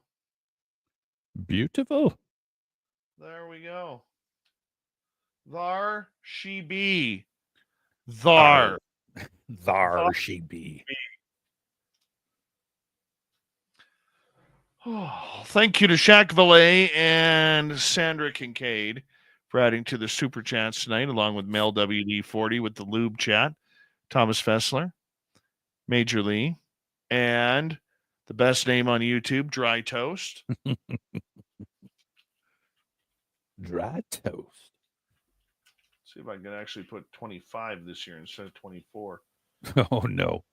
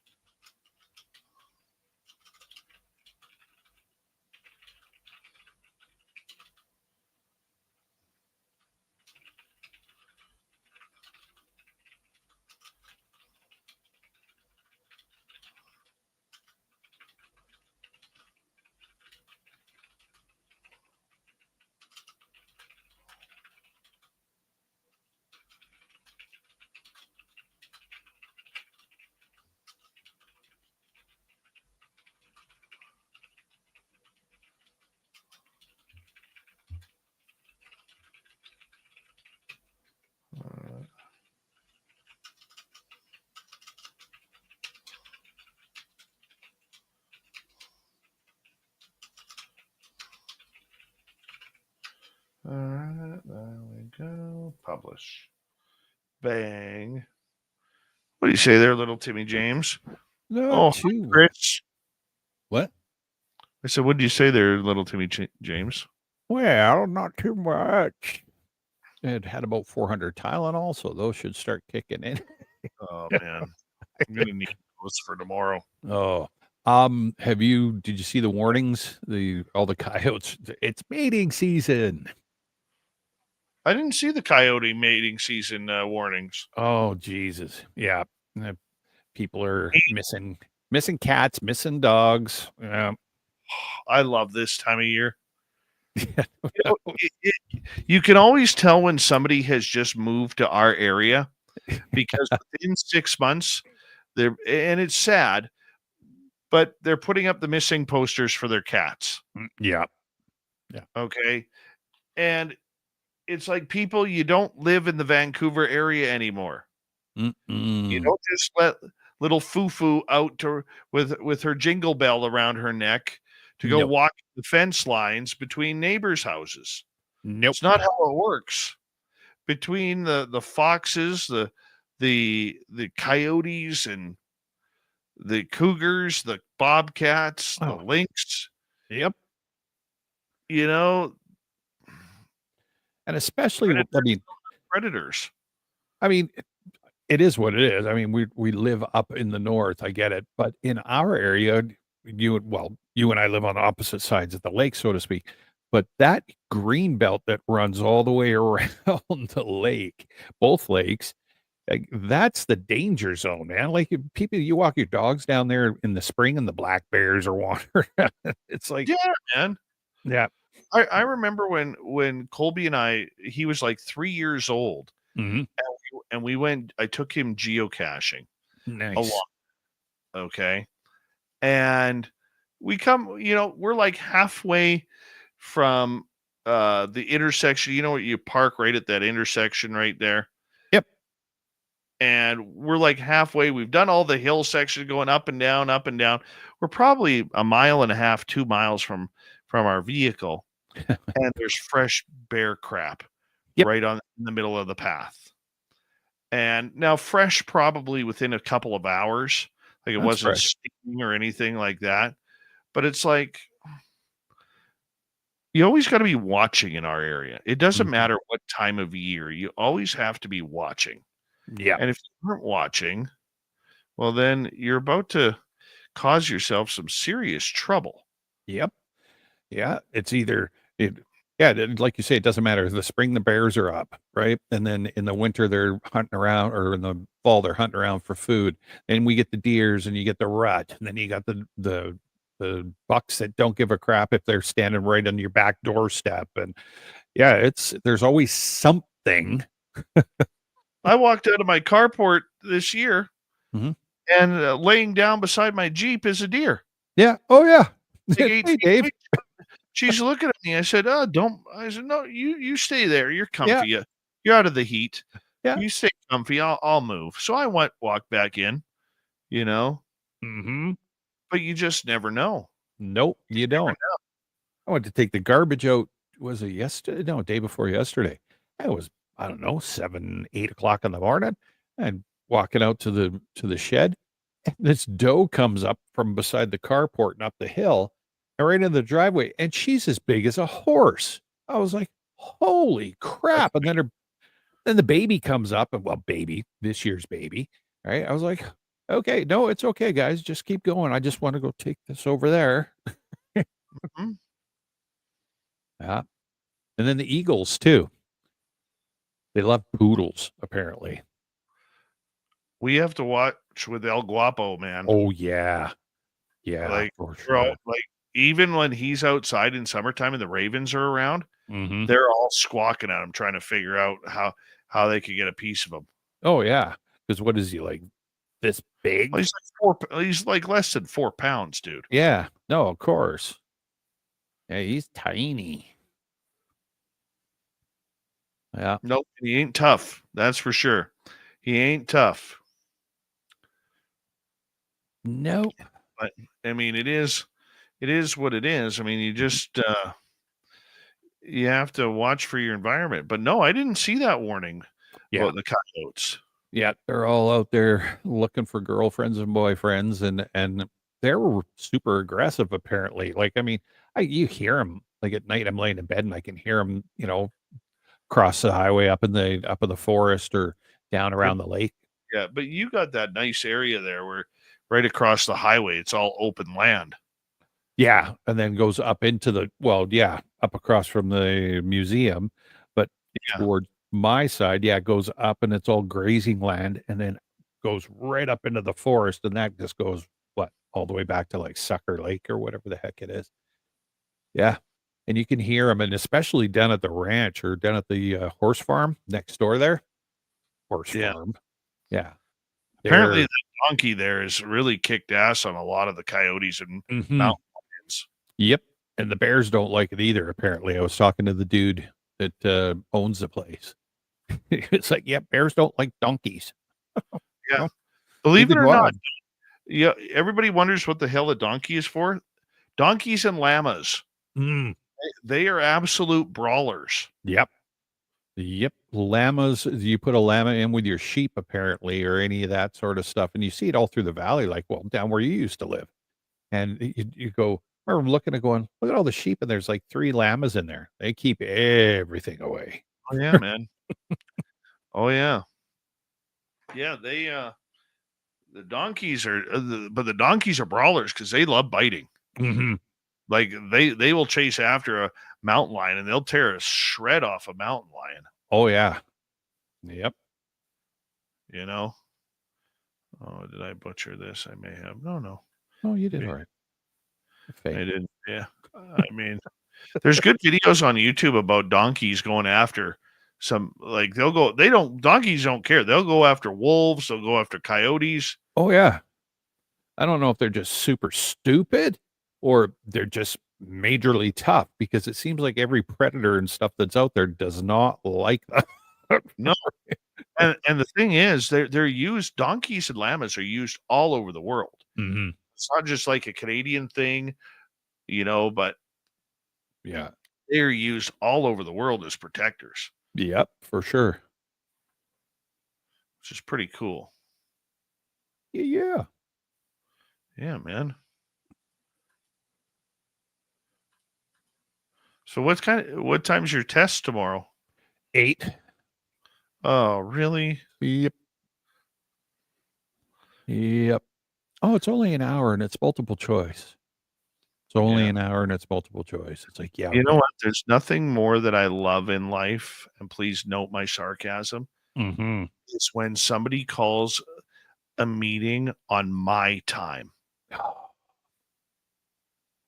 You know what I'm saying? No, you don't get to bite into my time. Mm-mm. If you want to have this meeting, we will do it during work hours. Absolutely. Like, it's one thing to come in like 10, 15 minutes early or whatever it may be. Yeah. That's okay. No problem with that whatsoever. Nope. But when you're like, hey, I need you here an hour before your shift starts because we got to go over a bunch of stuff. No, that's not how this works. No. Right? It's not how this works. You don't own me. Right? No, I hate that shit, man. And all the bosses out there who do that, I hope you stub your toe. Yeah. Smarten up. Seriously. Tim's Figure it out. A first aid course. Hi, lovely Linda Thompson. How are you? Good to see you. Well, what's that, Mothra? Yeah. Him and I both work in the same industry, so this course, you can understand, is like... How did I miss Cat Chaser? Totally did. Totally missed Super Cat Chaser. Yeah. But, yeah, man. Yeah. I don't like that. My time is my time. It's not your time. Yeah. For sure. Figure it out, guys. Yeah, that's why you have me from, in my case, 9:15 until 5 every day, six days a week. Yeah, with no lunch scheduled. You can take it when you take it, right? Take it when you take it, if you take it, or That's if you right. right? So yeah, you're not even getting proper breaks. But some days it works in your advantage, and some days it does not work. Mm-hmm. That's my favorite. Used to get stuff like that when I was working on the weekends, and we'd get the lunch brought in. Okay, somebody's running for lunch. So, and then the next thing you know, it's 1:00 and you get your lunch. And then when you turn around at 4:30 and you've taken one bite out of that sandwich and your coffee's cold, it's like, Oh, dude, I know what that's all about. mm-hmm. I know what that's all about. And I hate nuking my coffee. I really do. It's like, doesn't taste the same. Coffee. What's that? I think I've maybe had, no word of a lie, 11, 12 cups of coffee in my life. Wow. Like if somebody all of a sudden like shows up, and I've had clients show up where they'll like, hey man, I brought you a coffee. Oh, great. Thank you for thinking of me, because you can't, but it's like I don't drink coffee, Yeah. and you don't want to be rude. No, of course not. Maybe 12, maybe 14. Wow. It's not over 20. Huh. God, I think I've had more than 20 in one day. Not me, man. Not me. I'm not like an addict. Like I'll have a coffee in the morning when I get up, and then I usually have a small one when I get to work. I'll make one, and then that's it. Yeah. So it's usually 16 ounces of coffee in a day. I know some of the guys that I work with are like, they just post right up at that machine. It's like, you guys, how could you? No wonder you. Oh, my guts are killing me. Well, I've had 20 cups of coffee and it's 10:30, right? Right. No, it's ridiculous. Ridiculous. And I can't tell the difference in coffee between a regular roast, a dark roast, a decaf, a non-decaf. I can't tell the difference at all. Yeah, I can tell the difference when it's a dark roast. And I mean, don't ask me if it's what type of beans they are. I have no idea. But that's my favorite. I like a really rich kind of cup of coffee. I'll make it some mornings. Lorelai will get up. She goes, "Did you make coffee?" It's like, "Yeah." Do you want a cup? Yeah. Because she usually has tea. So every once in a while she'll have a coffee and I'll pour her one of mine. Jesus. Sorry. That's the way I like it. Yeah, I don't get it. You get some of these people where, they don't start work until like 7:00, but they're up at 5 to have that morning cup of coffee. Yep. And then they complain that they're tired in the evening. Well, True. It's in another hour and a quarter. Right? My first alarm, I'm weird that way though. I got like 6 alarms set. Oh, I can't do that. My first alarm goes off at 7:05. And then my final alarm, what do I got set here? Hold on. I'll check because I got to set anyways. So let's see. 7:05, cancel. 7:05, 7:10, 7:20, 7:25, and 7:30. Dude, just get up. Just get up. Nope. I can't do that. I know at 7:58 I get up. Yeah. Crawl into the shower. And I got a great shower. Yeah. Yeah. I do. I have an awesome shower. And then from there I come on. Load up. Thank you. And then from there I'm out of the house by 8:40. Oh wow. No, still. I don't know what it 45. I cannot like Lorelai can get up and she has to be at work at 7. She can get up at 6:30, get ready and go. I'm like, forget it. Not a chance. That just screws me up, right? That's like I got to get up, and I'm that guy that has to get up and have a cup of coffee and just kind of. But now, there are certain instances that I can get up like that. oh, okay. Well, understood.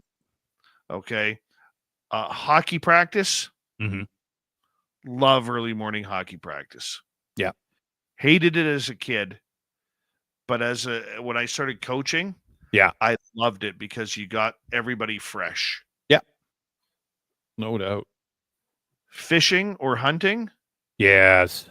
I cannot sleep the night before. I will get about 3 hours sleep, and I'm good for a 16-hour shift on the river Yeah. or out. Yeah. And travel. Hmm. Travel would be the other one. Yeah. Me too. I get up.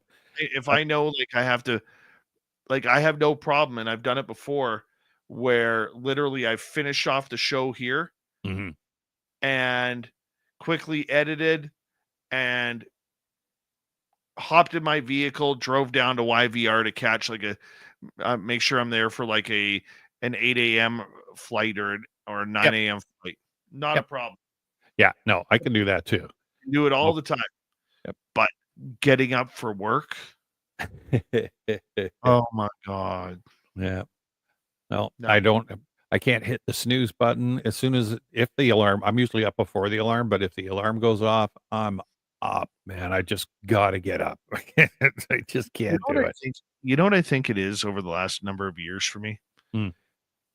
As much as I need my daytime job, because you got to live. Sure. It's not a priority. Yeah, well, that'll do it. And if it's not a priority, it's kind of like, when you're putting off going grocery shopping. Right. Mowing the lawn. Right? Putting off mowing the lawn or sweeping the floors. Yep. Or shoveling snow. Yep. It's just, honestly, it's a forced priority. Mm-hmm. Agreed. So I just kind of look at it that way. Mm-hmm. That's the way I look at it. So that's good. Yeah. Good way to look at it. On that note, little Tibby James, let us say goodnight to everybody. Tomorrow night on the show, we're going to talk more UFOs and the upcoming UFO con in San Francisco. Lorian Fenton will be joining us from Las Vegas. So make sure you tune us on in and see where it goes with everything. 9 p.m. Pacific, midnight Eastern. Do us a favor. Spread the love. Let your friends know about us. Maybe they'll hit subscribe, ring that bell. We can always hope. And thank you to all of our new subscribers and everybody who has come on in recently. We really do appreciate it.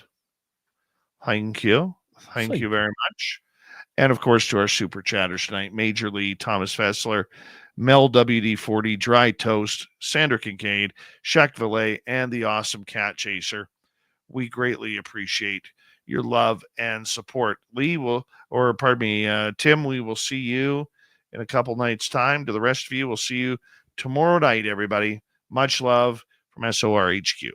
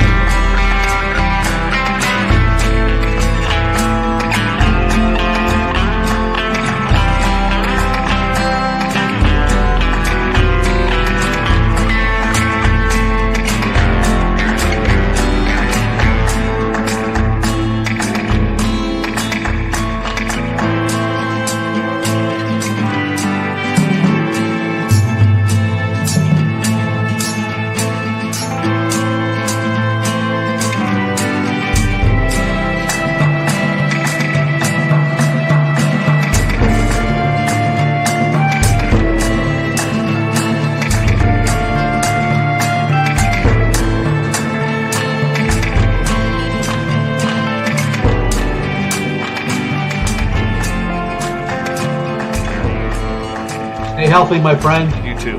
If you need bail money, give me a call. Always, Dad. Take care. You too.